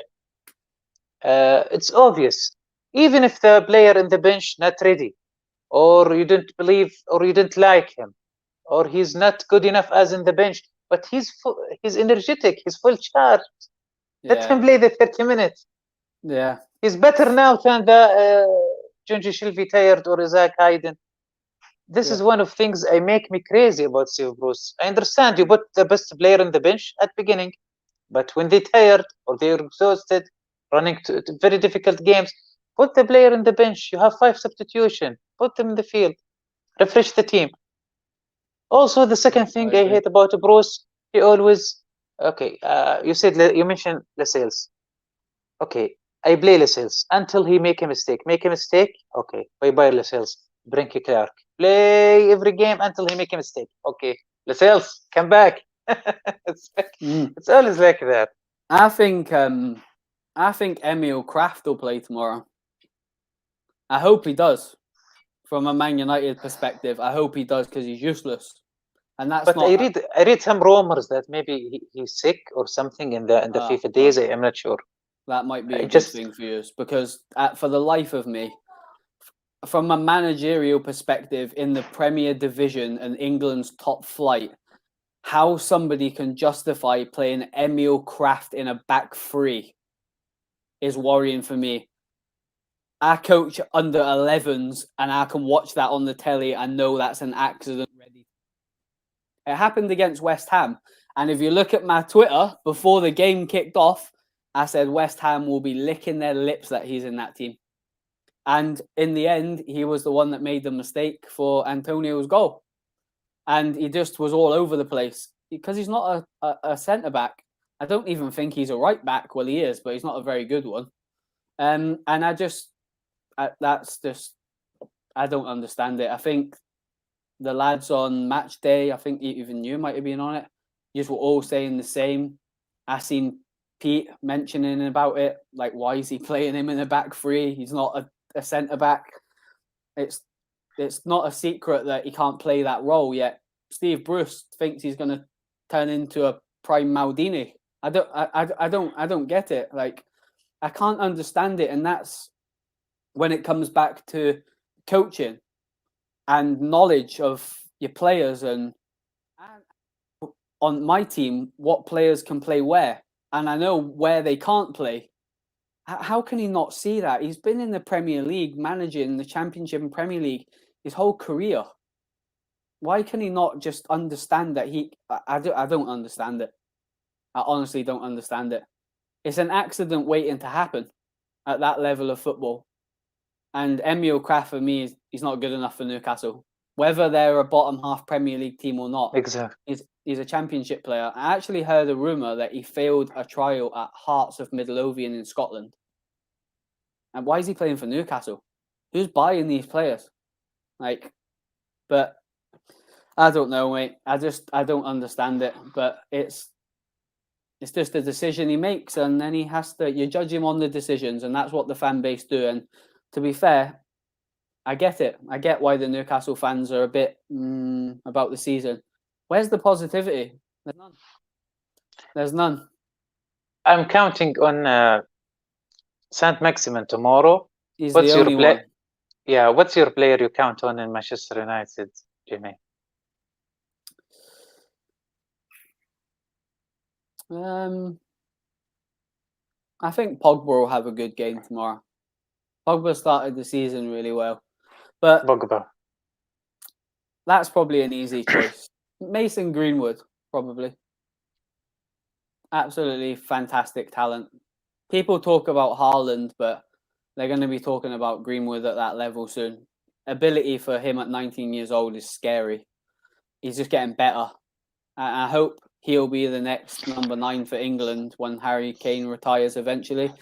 He's got so much ability, but probably him. I'm looking forward to seeing him, but of course, everybody's looking forward to seeing Ronaldo back. But I'm excited to watch Varane again. I only seen him in the last game.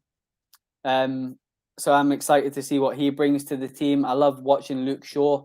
I feel like we have a fantastic squad this year. I just don't know whether we've got the right manager to guide it. And that's not me saying I want Ollie out. I don't. I just don't know whether he's at that level of the Tuchels, the people we were speaking about right at the start of the show. I don't know whether he's got that ability. He's definitely got a squad capable of winning a trophy or two maybe this season. Will his tactics and will his naivety, picking certain players all the time, will it come back to bite him? I don't know. Time will tell. There's going to be a microscopic view on Man United this year on how everybody's interested in Man United again because they've got Ronaldo. They hope it don't go well so they can give us grief and stuff like that. We're hoping the opposite, but It's just the merry-go of Man United. Score tomorrow. I feel like if we get an early goal, if we get a goal in the first 10, 15 minutes and we're really putting it on Newcastle, I think it could be a bad result for you. I think it could be a 4-3, 4-0. Maybe worse if the worst comes to the worst. The best case scenario for you is we struggle to break you down. But I feel like with the atmosphere, if Ronaldo starts, when he gets on the ball, the ground's just going to go boom. And I think we'll win comfortably, even if Ronaldo wasn't playing. I think we've got more than enough to beat Newcastle. And I fully expect us to beat us. But in the back of my head, I'm thinking Newcastle are going to come to try and spoil. Man U need to react to that. And traditionally, we don't do that very well. So it's a case of we need the team coming at us to play our best football, whereas that's not going to happen tomorrow. There's going to be a 5 at the back for Newcastle. There's going to be combative midfielders. There ain't going to be creativity in that midfield. They're going to try and win the ball back and get it to maximum. That's the game plan tomorrow for Newcastle. Get it to maximum and hope he can do something with it. That's probably their only game plan that's going to work for them because of the lack of quality with Wilson being out. But you'd probably say this against any club that Newcastle play at the moment, you know, and that's me just being honest. And you know my stance on Newcastle. If you wasn't playing my team tomorrow, I would be supporting you. I would be tweeting saying I hope you win, but tomorrow is a different story. For 2 games of the season, I want you to lose. But I don't think I'd be saying any different if we were chatting and you were playing Wolves tomorrow, mate. I'd generally be saying the same. You get Maxey on the ball, you hope for the best. And that's it, really. And if Wilson comes back, which he will in a couple of weeks, the dimension changes a little bit. You've got a natural finisher, needs a bit of quality into him. But other than that, it's a tough one for Newcastle, ain't it? I know some of the lads are going down tomorrow. It's probably going to be a hard watch for them. They'll sing their hearts out. You've got great away support.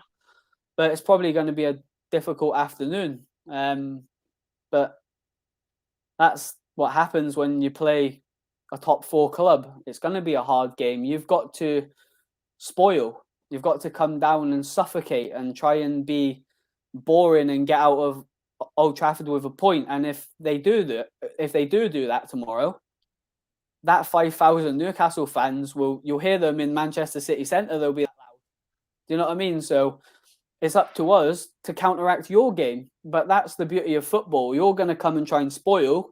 We've got to make sure that doesn't happen and counteract what you're doing and implement our game. We're at home. I would probably be more confident if we were playing you away. And I know that sounds stupid, but we traditionally do struggle at Old Trafford a little bit. But and the record of Solskjaer is away game. Yeah, well, he's away. He beat Arsenal. I think Arsenal record. Yeah, he's got a great, but it's going to be an interesting game. I'm sure we'll have WhatsApp about the whole world will watching. I'm just really for Ronaldo come back. Come back. Yeah, really, it's going to be televised. It's not televised? Not in England, it's not. No. I don't know if you have got it, but not here. 3 o'clock kickoff, and 3 o'clock kickoffs ain't on Sky. So unfortunately, it's going to be a case of trying to find it wherever we can find it, but or listen to it on the radio alternatively. But it's a bit of a shame. You try to find the link. You will find link in Twitter. Oh yeah. I've got a few I can try. Yeah, radio. It's not a good thing. Okay, now Separatist takeover complete.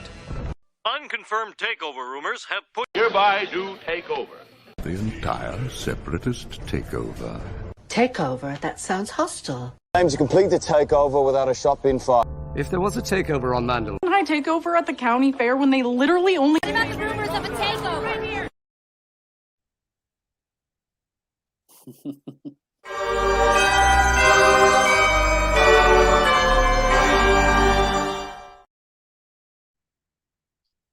Okay, the update on the takeover. I'm not sure, Jimmy, if you maybe if you read the update of the takeover. Have you? I've tended not to take too much notice with it now, because for me, like, because I'm not a Newcastle fan, it just seems it's like a broken record now. Like it's all everybody talks about, but there doesn't seem to be anything happening about it. I watch obviously Steve's content, what he does about it, and I still regularly watch Steve's channel, although I'm not sort of in the loop, so to speak, about it. I see little bits and pieces here and there, what Steve speaks about on his platform, what some of the other lads tweet, and I see that sort of stuff, but I don't really know what's happening with it. I don't know where it's at. I generally, and this might become a bit negative. I don't think it's going to happen. I honestly don't think it's going to happen. That's my personal opinion. It's dragged on I think it's like 2 years now. Like, that's just absolutely crazy. And there doesn't seem to be an issue as to why. It's just there's no transparency, there's no chat, there's no why are they making these decisions?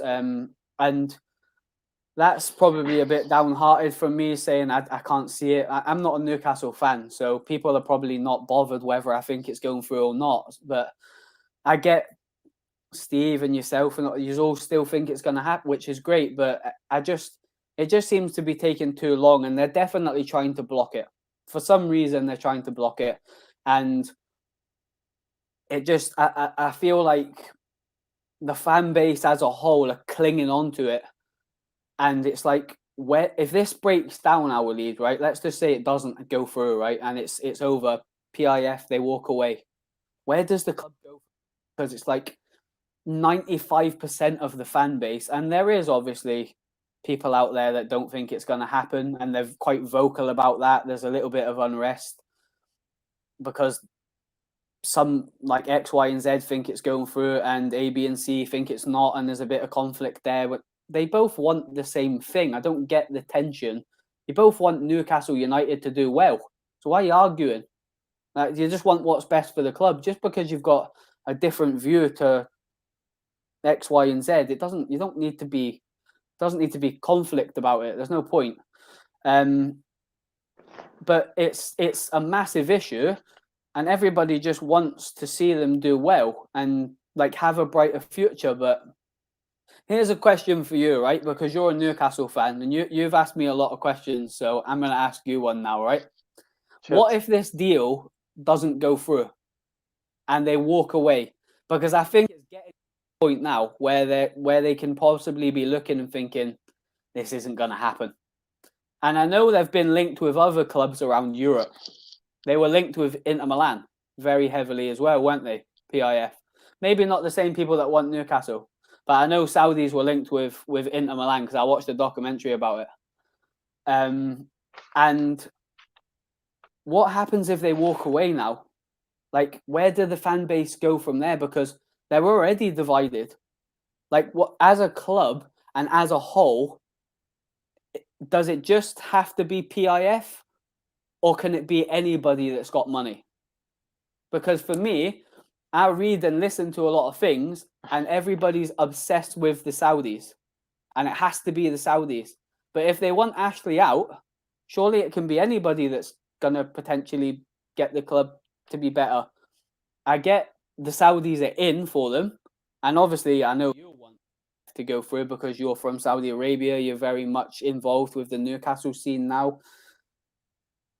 But what if it doesn't? Where does the club go from there? Is like, from an outsider, and I am a complete outsider to this, because this is like deep, this stuff. Like, whereas I just look at Newcastle as a football team on the pitch, I don't necessarily look about what's going on at board level, and I probably do pay a little bit more interest than a normal person to Newcastle that don't follow them, because I live here and I love the city. I quite like the team. But for me, it's like, right, if this deal doesn't go through, where are Newcastle going then? Like, you think the fan base is divided now? Like, you know, it's like it's a serious question. Like, I'm quite interested to hear what you have to say, because what happens? All right. At the beginning, I didn't want to say all things, but just a little preview. Since the last year, the PIF moved away, but the consortium, the left of the consortium, the PCB and Robin Brothers, still there and negotiating with the Premier League. And after that, Prince Abdulaziz, the Ministry of Saudi Sport, said if there is a chance, we will look into it. I think this was major statement after the pull out of PIF. That's what the previous. Okay, now for me, I am as a fan, as a Saudi fan, I'm very impressed, of course, of Newcastle fans, and very impressed of PIF that they are even with all of this negativity, all of this Premier League fighting, they are still on the table and they are still around. This is really amazing. They didn't give up. They're still trying, and we notice this is the news, and it's been around this week. There was on 7 September, 2 days ago, change of details for Public Investment Fund as a person with scientific control on 16 July 2021. This document will be was been around. It's not maybe very, for me it's a big deal, but the most thing it's that there is still a movement. Fans asking, what is the PIF? Why they are not saying something? Okay, for me, they are saying something now with this document. This is trying to change the structure and the names to make it more legal or accepted by the arbitration. This is legal stuff. Maybe, and of course, Nick DeMarco, if you speak, will explain better. They change. I was looking for this word. They change from the PIF to become change from the company to become a corporation sole. I looked into world. It means a corporation sole is legal entity consisting of a single incorporated office occupied by a single natural person. So this will help the layer of the separation between PIF and government, the main issue in the arbitration. So this is a movement. This is a sign that the PIF, they are still. You're asking, Jimmy, what if they are? What if didn't happen? That's a question, and a great question. But as for me, as a Saudi fan, I want Newcastle to be owned by PIF and the consortium. For me, still hope. As there is a hope, we are still believe that it's going to happen. Yeah. Okay, if it's not going to happen, you said why? Why other entity or other group? We hear the fans, Steve Shaw, Keith Peterson, Dr. Neil, and Steve Hasty, and the lads talking. They didn't want, and the fans. They didn't want American Yankee owner. Just want to earn money. They doesn't want to invest and invest in the city and the club and improve. Just want to take normal, like Burnley or Southampton. They want a proper owner, not just someone like Mike Ashley, or maybe worse than Mike Ashley. Keith Peterson say, be careful for what you wish for. We want to make sure that Mike Ashley sell the club, even if not PIF, even though it's to better entity, to elevate the club, not just going down to championship or struggling more. We notice Newcastle. Now it's been 2 years, and these 2 years still not finished. Still, maybe let's say in February 2020, it's gonna be complete 2 years. There is a cat case in 29. Everybody know that in this month after 19 days. And the bad thing, Jamie, that everybody expect the good thing. The case will continue. The jurisdiction, they will not they will not stop it, or they will not call it off, but is the appeal from the Premier League. If they are if the court appeal, it will last for more 12 months. So more than 12 months. So this is the problem. This is the issue. So if that happened, we only have to wait.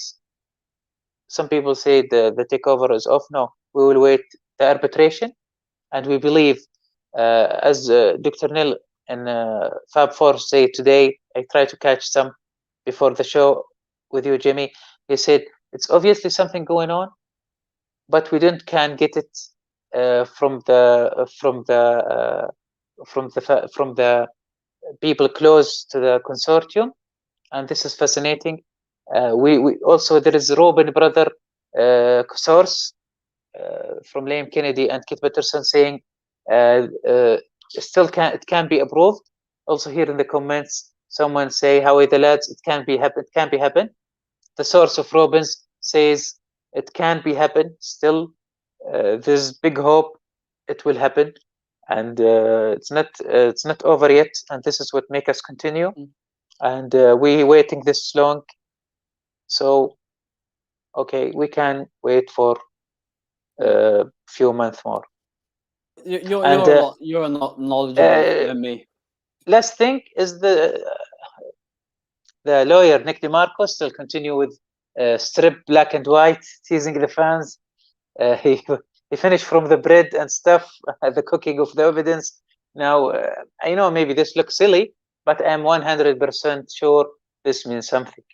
So anyway, you want to elaborate or ask me something else, Jimmy? No, it's interesting because you're like sort of quite in the loop with everything, and what you've told me now, it seems like there is some sort of movement there. There's telltale signs. There's sort of meetings being held. They're still confident that it's not off the table and stuff like that. I just generally don't think it's going to happen. I'm not trying to be negative or anything. Like, I'm not a Newcastle fan, so I'm sure people are aware of that if they've been watching us for an hour and so. But it's going on too long for me. I think there's clubs that have been bought in that time, although not by Saudis. I do get that. But he just made a really good point there when I sort of put it across to you and said, okay then, so if you just want Ashley out, why not someone else? And you said a very good answer, that you don't want Americans that are just going to make money out of the club. And it just kind of, I don't know if you've seen me smirk, because Americans that take money out of the club and we complain about, but we get called negative. That just made me laugh a little bit. Newcastle fans don't want them. But yet Newcastle fans are telling me I should be grateful for the signings I've got. So if it's good enough for us, it's good enough for you, you know. But that's just a joke, by the way. But I wouldn't want you to get Americans either. But I feel like it's if they were obsessed with getting Ashley out, it wouldn't be a case of who it is. It's right, he's no good for us. But 100%, of course, like if the Saudis are available and they're in, of course you would want them. I think every club in the world would want them involved with them for what they can offer. And they've got a massive rebuilding job with Newcastle. Like, it's not just the first team. The youth academy is not great at Newcastle. The infrastructure of the club, the recruitment, the staff members, the manager, there's lots of things that need changed at that football club, and they'll have the financial aspect to do it, which is very exciting for Newcastle. But the one cog in the wheel of fortune for Newcastle is the Premier League, and there's some sort of issue that they're trying to stop it. PIF are going about it and changing their names and stuff. That's great, but I feel that it's still them. You know, it's like it's just a different name. It's still the group that wants to buy the club, and I feel like that could possibly be a good thing. I don't know enough about it, but for some reason the Premier League don't want the Saudis to be in charge of a football club. Why that is, I don't have a clue. I'm sure if I sat down over a coffee with Steve or Steve Hasty or somebody, they would be able to tell me why. But my knowledge on it, I don't really know. But I can answer you this. It's been around two reasons. First reason, the cartel, the Big Six, they are so, let's be honest, they are so got supported from long time, Richard Master, Hoffman, etc., from BN and Qatar. So this is, to be honest, this is the main reason. So they doesn't want someone bigger or stronger to take this from them and expose what happened under the table. Second thing, it's been going around, I read it anywhere these 2 years. There is, and you can tell me better than this, any more you can tell me more about this. The north area of England, they have no much care by the UK government, unfortunately, for maybe some political reasons. This is the two most reason I can find out after all this reads I did and time I spent with Newcastle. Yeah, no, I agree with that. Like the north definitely doesn't get the same as the south, but maybe that's to do with London. There's a lot more wealth down there. I don't really know about that sort of stuff. There's definitely something behind that. I don't know whether that's the reason why this is being held up. I think there's a lot of Newcastle fans out there that feel like just because it's Newcastle, this isn't happening. But I feel like if the Saudis were trying to buy Norwich, it'd be the same. Like I don't feel like it's the club. It's not like no, we cannot let Newcastle succeed. We can't. Like I'm not buying that. Like it's what if it was Man United? I still don't think it would happen. Like I heard a rumor. Maybe you can clear this. I heard a rumor that the Saudis wanted to buy Man United. I heard a very strong rumor actually. Apparently,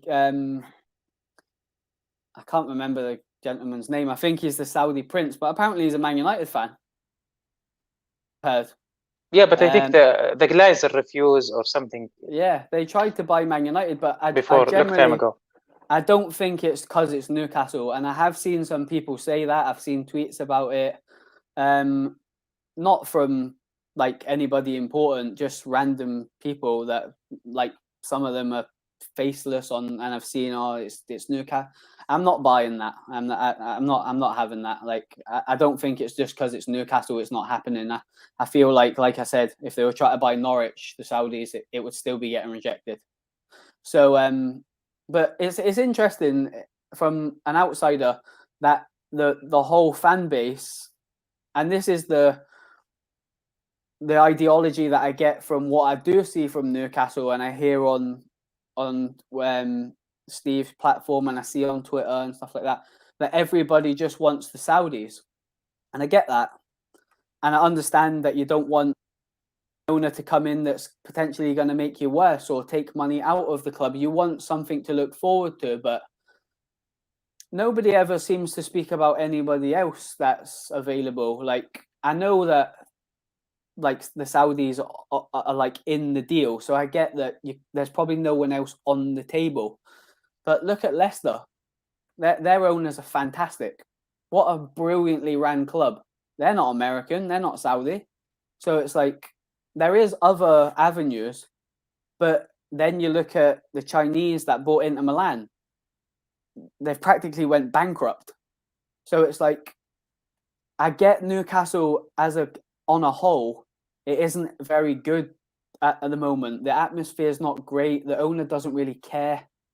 But like, if it's not the Saudis, and the worst comes to the worst, and you get someone else, as long as they've got a vision for the club, I don't see the bigger issue. I get the Saudis are very rich people, and they will be able to completely transform the whole club. I get that, but the issue before the Saudis even come on the scene was Ashley. and everybody's just sort of obsessed with it needs to be the Saudis. And I'm like, no, it doesn't. It just needs to be the right owners, you know? And I've said that from day dot. It's not something I'm just sort of speaking about now. It's Ashley's no good, but it doesn't mean somebody else from Indonesia or I don't know, it could be any country, that can give a good financial backing for Newcastle. And I mean, what's the end goal? Like, do they want to be the next Man City? For me, if Newcastle could be the next Leicester, they'd be much better of a club than they are now. No, it's a funny one. Like, I've never really delved into it that much because it doesn't really affect me. But when I think about it, I think, right, okay, so what's the end goal with the takeover? Is it you need to be you won't be happy unless Mbappe is playing for Newcastle? What's like the infrastructure of a club? Yeah, but that can be done by good owners. Liverpool have got American owners. They don't take no money out of the club. They invest what they make. And yeah, okay, the Super League, we won't get onto that because that's a whole different conversation. But they balance the books. They're ran all right. That they don't sign the bigger players, but Liverpool traditionally don't do that anyway. They've won the Premier League. Are they bad owners? Probably not. And it's like, I feel like it's just the Saudis or nothing for a lot of fans. But like, and I don't want people that listen to this back and think, well, yeah, because the only ones on the table, Jamie. I get that. But I'm sure if Newcastle were available, there'd be other people that are interested. What a fantastic club to purchase. The fan base are unbelievable. The ground's beautiful. It's right in the city centre. The fans will go home and away, even if the team ain't playing bad. The infrastructure of the city as a whole, everyone supports Newcastle here. You don't get Man City supporters, Man United supporters, Arsenal, Tottenham supporters, Chelsea, Liverpool. They all support Newcastle. All my boys at my team, they're all Newcastle fans, bar one who supports Man United. And it's a case of there's so much promise here, and I would be amazed if there wasn't other people that were interested. And I get all the eggs are in the Saudi basket because there's a lot going on with it. But I feel like it's very easy. Just obviously, you're from Saudi Arabia, so you want that to happen. And to be honest with you, so do I. I hope they get them.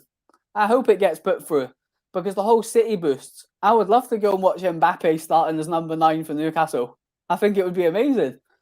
But is it realistic or not? I don't know. Like, I would love to maybe sit with a Pete or someone who really goes in depth on things and say, like, what's the end goal? Like, what is it you want? Is it to become a better team where you're more competitive in the market, on the pitch? Do you need to win the league? What's the Saudis bringing? Is it the mega signings like PSG? Do you want to be another PSG? Everything, Jimmy. Everything. Yeah, it's such a massive conversation, ain't it? And it's like, it's interesting. It's very interesting, but I don't pay that much attention like you do because it's not my club. But I love the content that Keith gives out and how people can give that. If I don't understand it, like he is so passionate about that team, and all he wants is to see his team lift the cup, you know. And I'm like, and I know people don't agree that it's going to go through. I'm one of them. I don't think it's going to happen. It's not. I'm not being negative. I speak to all you guys. You know how I feel about Newcastle. I just think it's so complicated that in the end, someone's going to walk away. I don't know whether I'm going to be right. Maybe we'll have a show in a year's time and you might be like, I told you so. Remember that show that we were doing? I told you. And I'll be like, well, here we go. But it's a case of who knows. It's going to be interesting couple of few months later. It's going to be very interested. I talk about earlier on Twitter, but it's okay to mention a little bit. There was misunderstood about when I bring rumors about. For me, I try to always to bring from Saudi Arabia news to Newcastle and vice versa, from Newcastle to Saudi Arabia. So sometimes there is Twitter. I always say this. when I write something in Arabic in my tweets, sometimes the translation is not very much accurate when you try to translate. I said something about rumors, the Indian Ambani family, that they want to buy Newcastle. Maybe this is right, maybe this is not. But the idea of combined with BIF, for me, I don't believe this can this is true. But maybe it's the confirmed there is a bidder, maybe less money paying than BIF, but there is considerable by Mike Ashley, I think, for Plan B. But I don't think it's Ambani, and even if they are Ambani, they are not. I think they are not gonna combine with BIF. This is just my thought on it, and yeah, that's it. It's gonna be interesting. Before we go to last part, now I want to shout out for my new show sponsor, Spider VPN. Hello to all Newcastle United fans. I wanted to take a minute to tell you all about wonderful service I have recently discovered. This service is offered by UK-based company called Spider VPN. Now, I know there are many VPN companies out there, and I always encourage my YouTube subscriber to make sure they use a VPN to keep themselves safe from bad actors who want to steal their data and spy on their activities. But Spider VPN are different. Spider VPN not only offer world-class VPN service, but they also supply specialized routers with their VPN service built right into the router. This means that if you purchase one of their specialized VPN routers and install it in your home or workplace, all devices like phones, laptops, computers, and tablets, the connect through Wi-Fi or cable to the router are fully protected automatically. This means that every single device you own and you have can be protected by world-class VPN automatically and continuously without having to set up each individual item. I have one of these routers in my home, and I can tell you it gives me amazing security and peace of mind, knowing that any bad guys out there cannot steal my data or spy on me. Check out the range of VPN routers at www.spidervpn.org and try 7-day trial on your Android device through Google Play Store. اوكي ناخذ من وقتكم دقائق بس نعطيكم فكره عن خدمه الفي بي ان اللي اكتشفتها مؤخرا. الخدمه مقدمه من شركه بريطانيه اسمها سبايدر في بي ان، واكيد كلكم تعرفون شركات في بي ان كثيره، بس اللي يميز شركه سبايدر انها ما تقدم بس خدمه عالميه وعلى مستوى عالمي، لا تصنع بعد اجهزه راوتر متخصصه مع خدمه الفي بي ان، وتكون الخدمه مدموجه مع الجهاز. في حال اشتريت الجهاز الخاص بشركه سبايدر ثبته في بيتك او اي في مكان تبغى تثبته فيه، راح تكون اجهزتك المتصله بالواي فاي محميه تماما وتلقائي راح تكون الحمايه، يعني ما تحتاج كل شوي تسوي الاعدادات عشان تضبط الفي بي ان. واي احد يستخدم اجهزه شركه سبايدر راح تكون بياناتها محميه بشكل امن وتلقائي. اذا حابين تتعرفون الى الشركه واجهزتهم ادخلوا موقعهم، وفي نسخه تجريبيه لمده 7 ايام اللي حاب يجرب الخدمه. فعلا الخدمه ممتازه من خلال تجربه شخصيه انصحكم فيها. الموقع زي ما قلت www.spidervpn.org. This was my sponsor for the show. Now let's go, Jimmy, to the last part. It's gonna be mixy tweets, mixy photos. Just if you want to make comment, just make a quick comment on it. Let's start. Okay, first one I put Mike Ashley. I forget why. Yeah, it was his birthday yesterday. Happy birthday. I hope this is last year. Last year we say happy birthday to you. Yeah, and definitely. Next, you will be away from Newcastle. Hopefully 9 September 2022 there is no Mike Ashley in Newcastle. Yeah, I would like to wish him happy birthday, but I don't really like what he's doing with the club, so no happy birthday, Mike. Sorry, next year. God forbidden, if not PIF, I hope Newcastle go to good owner, people, better than Mike Ashley. Yeah, same. Jimmy, it's mentioned, there was a protest meetings in Irish Centre in Newcastle. Steve, Keith Peterson, a lot of people, journalists was there. Okay, we can come to conclusion that the rumor saying the Leeds game It's the game for the fans to make a statement and protest in 17 September, last game before the jurisdiction of the cat case in the St. James Park, and it's on Sky TV. What do you think of this protest? Yeah, you got, like, at the end of the day, like, I can sit here and say that I don't think it's going to go through, but it doesn't matter what I think.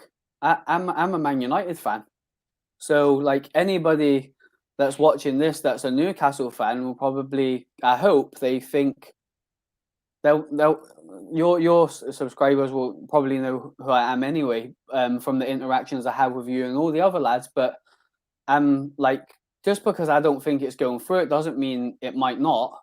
It's just I don't pay that much attention to it. But what I would say, I hope it does go through. I don't personally think the deal will go through.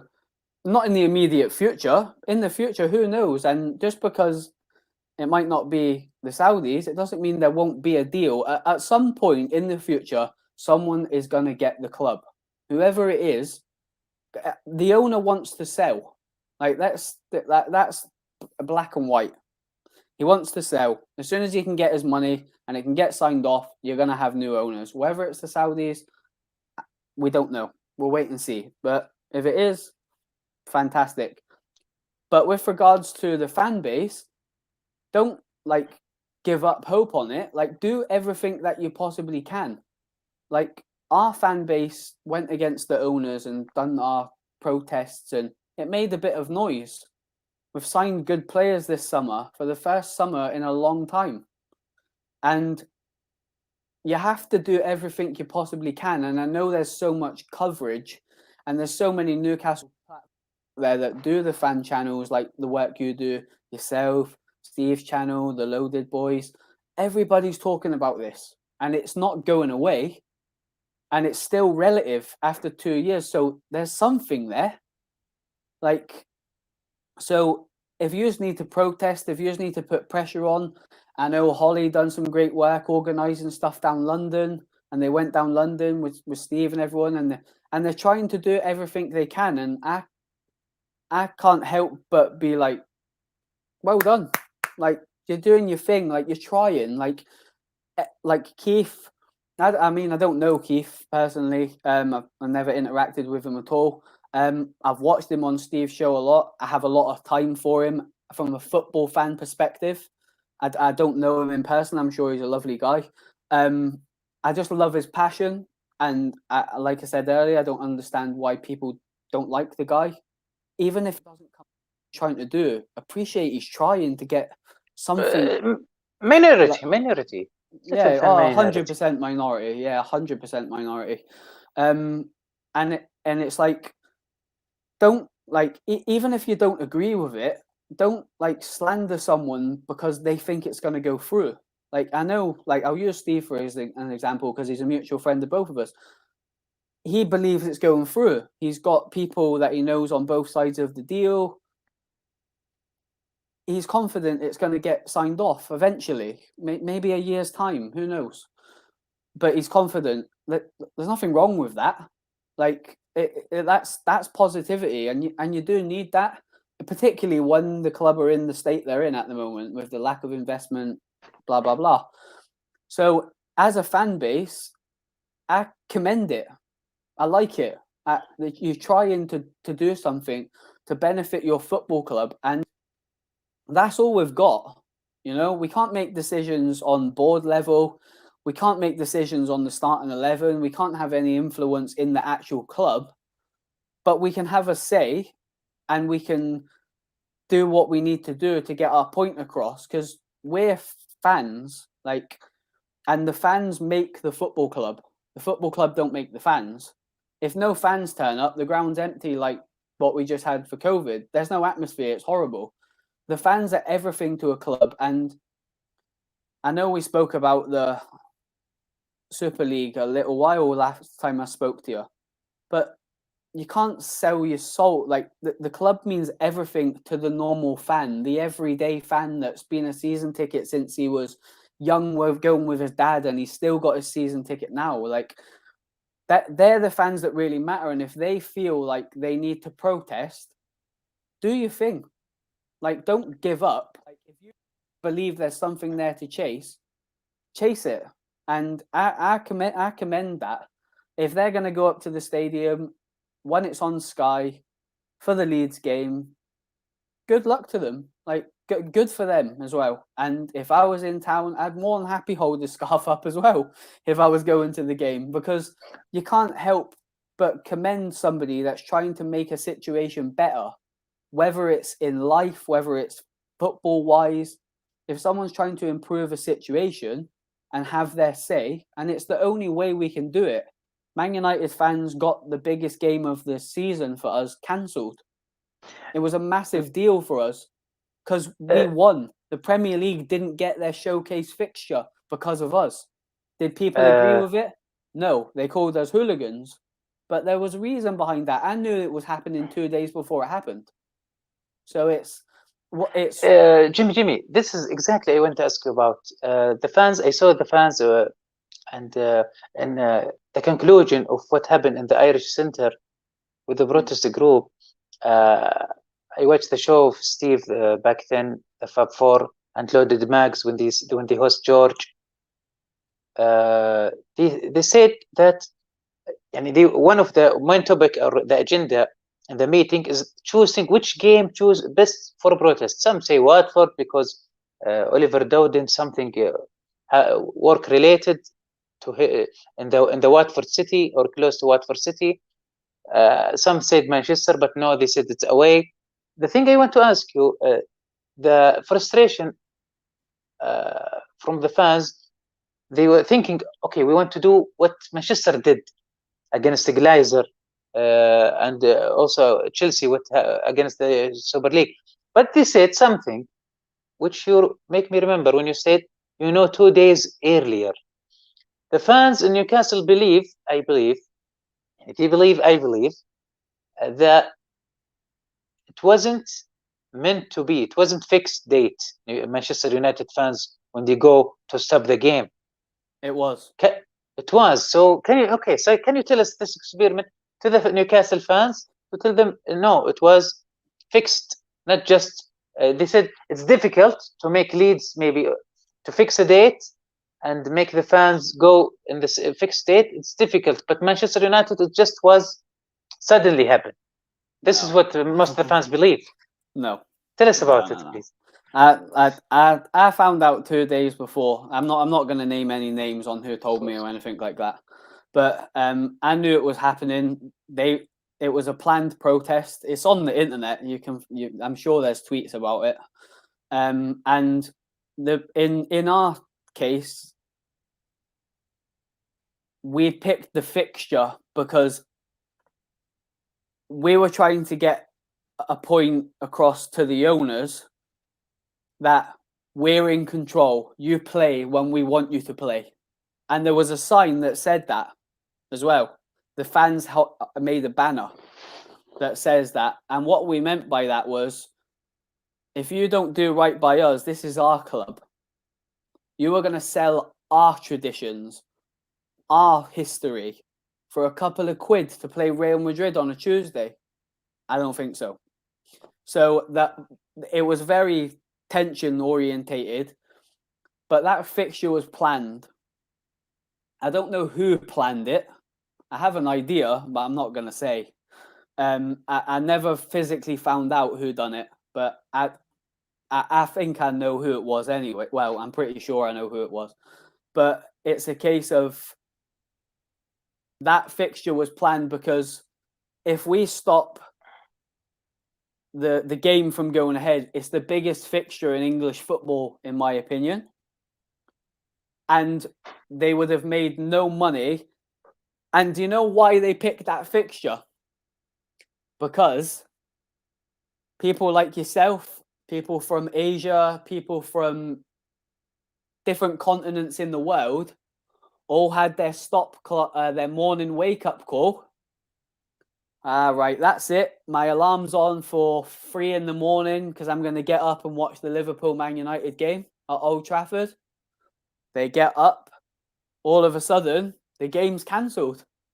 Why is it cancelled? Because the fan base protested about the owners. Why are they doing that? I'm not even aware of that. I live in Asia. I mean, I support Man United, but I'm not like that in touch. Why? Why are they doing that? Looking into it, they start going through what the Glazers have been doing, how much money's been going out, how they've been running the club, the holes in Old Trafford, the lack of training facilities, the bad recruitment, as in not backing managers. And all of a sudden, it's like, oh God, they are. Yeah, oh, they're right to protest. That's fair enough. Like, they've got their morals. They were willing to sell the soul to go to the Super League and forget the traditions of Man U just to use them to physically make money. Yeah, that's fair enough. Oh, that's amazing. All the news, the Saudi news, the Indian news, the different continents around the world, all the news is the Manchester United Liverpool game's been cancelled. It was a massive, massive deal, you know, and the whole world knew about it. And that was the point of it. And that game was particularly picked out because there isn't a bigger, in my opinion, there isn't a bigger game. And I think the majority of English football fans would agree with me. And the Sky cameras were there to video it all. And they knew exactly what they were doing. They blocked the ground. They blocked the hotel. The Man United players always stay at the Lowry the night before a game. Everybody knows that. If you want to go meet the players, go to the Lowry and book a room at the Lowry. It's an expensive place to stay, but they're always there, you know. And if you want to go meet players, if they're in the lobbies, go there. So it's a case of, that's not a secret. They knew where they were going to be. They were going to leave. The bus was outside. The barriers come up. You're not playing tonight. Except you're not playing. Of course, you're watching them, monitoring them for years. Yeah, the players were at the window watching the fans, and none of the players went and spoke to them. I think some of them did, to try and understand why they were doing this, and then they went back in the hotel. There wasn't like that objection from the players to say this is out of order, we've got a game. And it messed up the Liverpool fixtures as well. And we played them and they ended up beating us, which was a bit annoying on the fixture. But it caused so much havoc and it was all over everywhere. Everybody was talking about it. And then the famous ones come out. It's Man United, hooligans. No, that's not what it was about. Nobody was fighting. Nobody was going outside and starting fights with the opposition fans. There was a method behind that. And the Sky cameras were there to video it all. And they knew that. And it was very meticulously planned. It was. Yeah, I'm sure this was planned way ahead of when I found out. I found 2 days before. And that was by somebody very trustworthy. I obviously ain't going to name them. But it's a case of, I knew it was happening when I got told by that person. So it's one of them, and it wasn't really a secret in our fan base. Everybody knew something was going to happen, and they picked that fixture because it's the creme de la creme, and there's no money, there's no game, there's no money being made for Glazers. People are not buying merchandise, although that seems to have gone away now because of the Ronaldo signing, which they know what they're doing with signing Ronaldo. They're not stupid, and to a certain extent, it's gone away because we've signed some good players. But not for me, it hasn't. I won't be buying. I'm going to Manchester I'm going to the Aston Villa game. I won't be in the megastore buying anything. Like, I can't go against what I stand for. You know, my shirts won't be coming from the club, that's for sure. You know, so it's a case of, and a lot of people have got that mentality with Newcastle as well. They're not going to buy official shirts from stores anymore because they don't. The owners, and I don't. My glasses ain't tinted from that Super League debacle because they've signed Ronaldo. Forget it. If that would have went through and nobody would have kicked up a fuss, it would have been in place now. We were running the thing, our lead.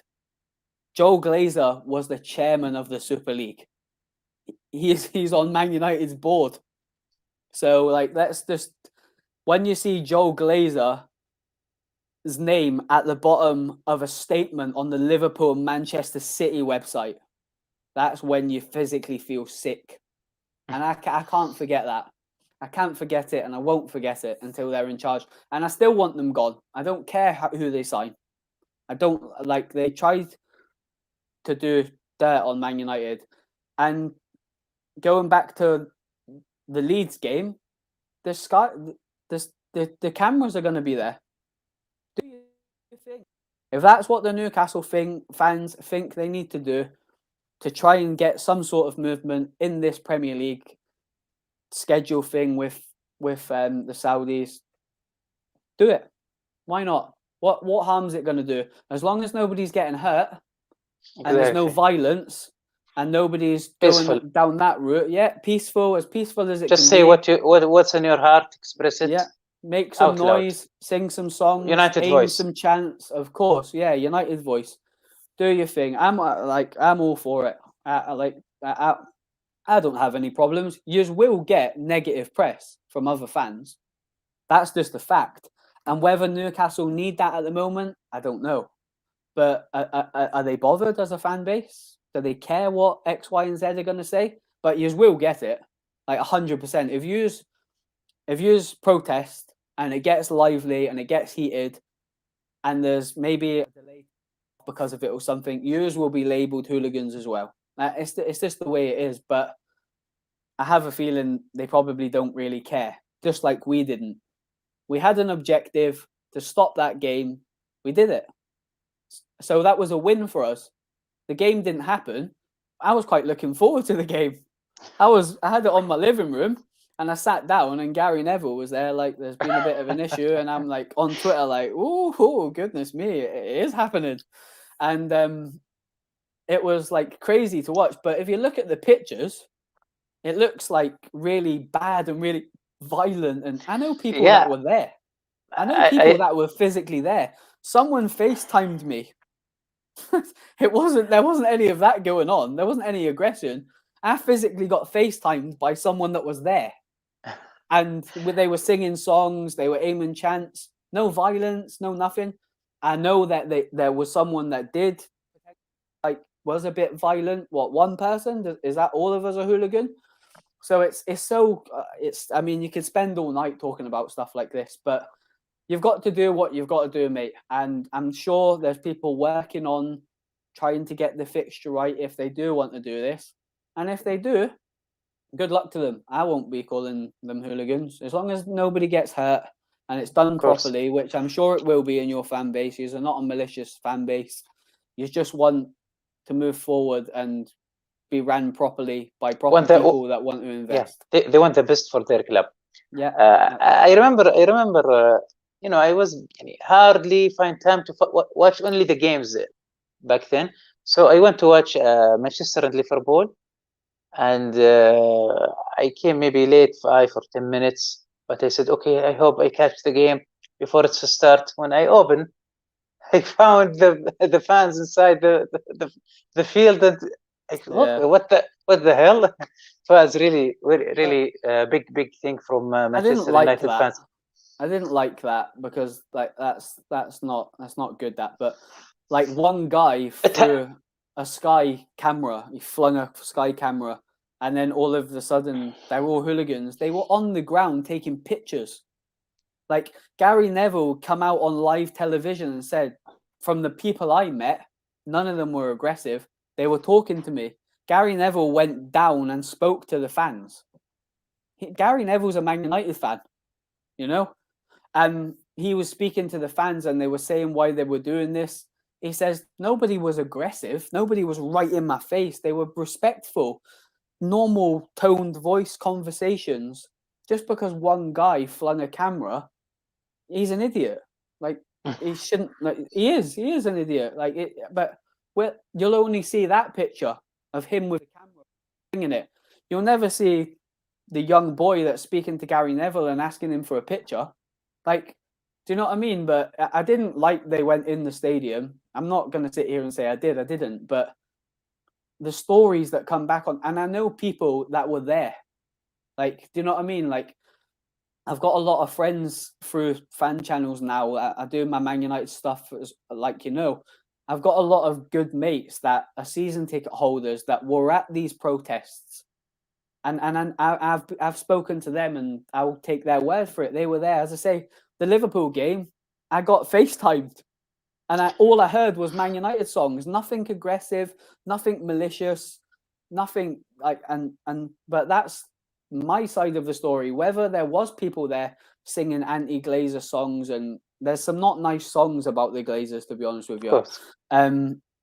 You've probably heard them, but it's a case of that's not what my experience of it. I spoke to different people, and they were like, "Do you know what? It was just a great experience to have all the fans there, the pyro, the scarves, the singing, and we were trying to make a point." And we caused a bit of a fuss outside Old Trafford because they tried to clear the fans, and there was too many to clear. So they had to let them do their thing. Do you believe, Jimmy, it's based off you bring Sancho, Ronaldo, Varane? It's based off, isn't it? I know why they've done that. We were trying. How much United fans waiting Sancho? Yeah, I don't know. I just think it's a lot of other things, وليد. I mean, I could speak for 2.5 hours about Man United on this issue. You know, they've signed them players because one for Ronaldo, they got him on a cheap deal. I don't know whether it's true, so don't quote me on this. That in shirt sales alone, the club's made around £183 million because of the shirt sales. There's a rumour that they can't make shirts quick enough with his name on to get them out. I ain't got a shirt. Do you know what I mean? So it's a case of I don't have the new shirts. And if I did have them, they wouldn't be coming from the official store. You know? So I can't buy into that. Yes, I'm happy Ronaldo signed. Yes, I'm happy Sancho signed. Yes, I'm delighted we've got Varane.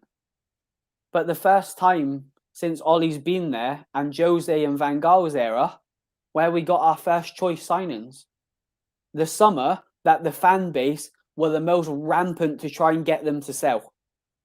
It's a bit of a coincidence, but people don't see it like that. They just think, oh, another Man United fan being negative when he's just signed Ronaldo. Don't be fooled by it. Ronaldo is going to make them a lot of money commercially. They know that. Yes. So they've done the deal. Already from the shares break the record. Look at, I know you don't follow Man United social media, which I wouldn't expect you to because you're not a fan. But like, go and look on their page. It's full of Ronaldo. Yeah. They released the shirt the day before they announced Solskjaer. They announced Sancho. They released the shirt, and then all of a sudden Sancho signs, and he's in the new shirt. So everybody wants to go and buy the new shirt. They're not stupid people. And if people have got tinted glasses on to think that Man United fans shouldn't be gripey because they've signed X, Y, and Z, look at the actual deals. Like, they're money makers. Yeah, footballers, which is great. And I'm delighted that we've signed them because they make us better. But they're also big market names. Sancho's going to sell a lot of shirts with the younger fans. They like him. He's cool. He's young. He's skillful. Plays for England. Rafael Varane's one of the best centre-backs in the world. Cristiano Ronaldo's a superstar. These three signings make money. Like, you know? And that's the be-all and end-all. Why do they want Paul Pogba to sign a new contract? Because he's a good footballer. Yes, definitely. But is he worth 500 grand a week? No. Commercially, is he massive? Yes. Like, you know, Bruno is like the god, the prince, because he keeps himself to himself. He just loves playing football, but he sells a lot of shirts because the fan base love him. We've grown to love him. He wasn't the finished article when we signed him. Whereas Ronaldo and Varane, they are. Exactly. It's one of them. Newcastle to win 2-0. I've just seen that, Jasmine. Class that. I hope you're not right, Jasmine, by the way. I'm a Man United fan if you didn't know. But Yeah, it's all there's all little money spins, and Man U's PR. We have the best social media in the world of football because they make sure that everybody's all happy, and let's not be negative about Man United. And I can tell you so many instances that, like, for example, we'll have a bad result against Burnley, right? No, let's use Newcastle because this is a Newcastle platform. We draw 0-0 with you tomorrow, okay? The fan base are raging. Ronaldo's back. We've just drawn with Newcastle. Awful result from our perspective. Tuesday morning, Man United launch bid for Rice.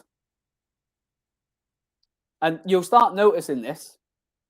You'll start noticing that all of a sudden there's a negative, and Man United's social media is getting pelted with Ollie out, Oh, what can we do? We need a defensive midfielder. Who's good? Rice, right? Yeah, Man United target Rice in the summer. Oh, right, okay, we're going for Rice, so he makes us better. It's all spin, plate spins. All spin, mate. And the fans, very clever the fans also become smart, the fans getting more smart. Yeah, even in my Saudi club, Al Hilal, I find the same by the team if we get lose. Okay, yeah. You heard about Santiago Muniz story, and I download the movie, hopefully to watch it in this weekend. Did you watch the movie, Jimmy? I have watched it. Yeah, good films. Yeah. What a coincidence! Same name, almost same name. Yeah, which is quite interesting because I've heard this boy's not that good. Like, so I haven't watched him play, but from what I've heard from people, apparently he's not great. But I don't know. Like, I'm not going to judge him until I physically see him. Will he play for the first team? Probably not at the moment. But I think he played for national team for young Mexico. Yeah. I think, I saw his shirt Mexico. Yeah. Okay, this one is we talk about in English. This one سيف بروس في مؤتمر اليوم قال ايش؟ قال راح نفسد عليهم، يمكن ان نفسد الحفله عليهم. قصده حفله كريستيانو رونالدو، يعني عوده كريستيانو رونالدو. This was funny. I just thought to bring it. He says this is happened in Lebanese league. The goalkeeper do some hubbly. So it was, I don't know if really it's the championship in Lebanese league. I'm not really sure. That's crazy. Yeah, this one, the mistake. Did you see the mistake by NFC site? They put Callum Wilson twice. Yeah, it was funny. This I talked about it earlier. It's just a rumor. I'm just find what happened in the Newcastle media, transfer to Saudi and Arab Middle East fans, vice versa. I want to ask, but I think you answered this me already by coincidence. Some account in Arabic says tomorrow Manchester United will expose there will be Cristiano Ronaldo statue on out of the Old Trafford. They already made. Is that true? I haven't heard nothing about that. No. So maybe planned but not ready. Yeah. اوكي، روبن براذرز، ليم كينيدي مع نيوكاسل. مصادر قريبه من الروبنز شركاء صندوق الاستثمارات وشركه BCP كابيتال تذكر انها لا زالت واثقه من اتمام صفقه شراء نيوكاسل يونايتد. I think you will like this. They're finished, Arsenal. It was very That's funny. So good. I seen a funny one earlier, وليد. I'll have to send you it on WhatsApp. It had Ole Gunnar Solskjaer cuddling Donny van de Beek, and the meme. I don't know if you've seen it on social media. The meme said, "Afternoon, Donny. Just wanted a quick chat with you, mate. Obviously, Fred can't play at the weekend, so we're going to bring Phil Jones in. It's nothing personal." Send me. It's so funny, man. Honestly, like it's just lad, hugging him, and it's like nothing. I'm like, God, look at that for a picture. What? This was a lot of jokes around this picture. Everybody, whole world saw that. For me, I write Messi saying, "Okay, what if they play with mask?" I don't. It's really embarrassing moments, and I think in the recent history of Brazil and Argentina. Quick question, Bamford. I noticed him in England playing against not Andorra. I forget the team, but maybe little. Anyway, why they bring Bamford now? I think he played better before last season, but I don't see this season. He's not that Bamford I like or I saw. It's weird. I want to ask you about why they bring Bamford when he's not in a better state, instead of bringing him when he shined last year. He's a natural goal scorer. He had a good season last season with Leeds. But the bigger picture for Bamford, I don't know if you're aware about this, but Bamford could have played for Ireland, and they wanted him to play for Ireland, and England want him to be available. That's the answer. I know I asked the right one. Okay, good to know that. Okay. This was funny. Gutted about that, but that's the reason why. This was really funny. It's been talking most of the fans about the dead pigeon in the Gallagher. I absolutely love this account. I follow it. Me too. Me too. The Gallagher pigeon. They used to have really Money Mike Ashley. Do you remember that? Exactly. This is the Barudi account for this season. They're absolutely like that Money Mike Ashley one. If you don't like Mike Ashley, like, you can't help but laugh about some of them. Like, they were so good, some of them tweets. Yeah, but to make a Twitter account, this is brilliant, mate. Yeah, the Gallagher pigeon. Like, I actually followed it. I seen the second tweet. What one was it? I can't remember what they said. Is it the can someone please inform Newcastle that I'm stuck in the nest? You'll see it if you scroll down my page. I retweeted it. Like, great, I love stuff like that, man. Okay, Jasmine says here Ronaldo would give up all his medals to play just one game for Newcastle. Okay. Don't know about that one, Jasmine, but if you think that's fine. Okay, sorry. Okay, today we host Jamie Mackay, next Manchester United manager. Maybe on FIFA. Really, thank you, Jimmy, for coming with us. And almost 3 hours. I didn't feel the time. We always talk, don't we, when we're together? I always get blamed. Don't stay long. But I said it's a whole week. How I can? It's a whole week. Divide this, and I'm not coming every day. This is my weekly show. It must be long. And if you really like Newcastle, or the guest I'm hosting, or Manchester United team, or other guests from other teams, you will watch the whole show. Yeah, so it's nice to talk to you anyway, mate. Yeah, last word for you. Free talk. Anything you want to maybe cover? Something in your heart you want to say? Free space.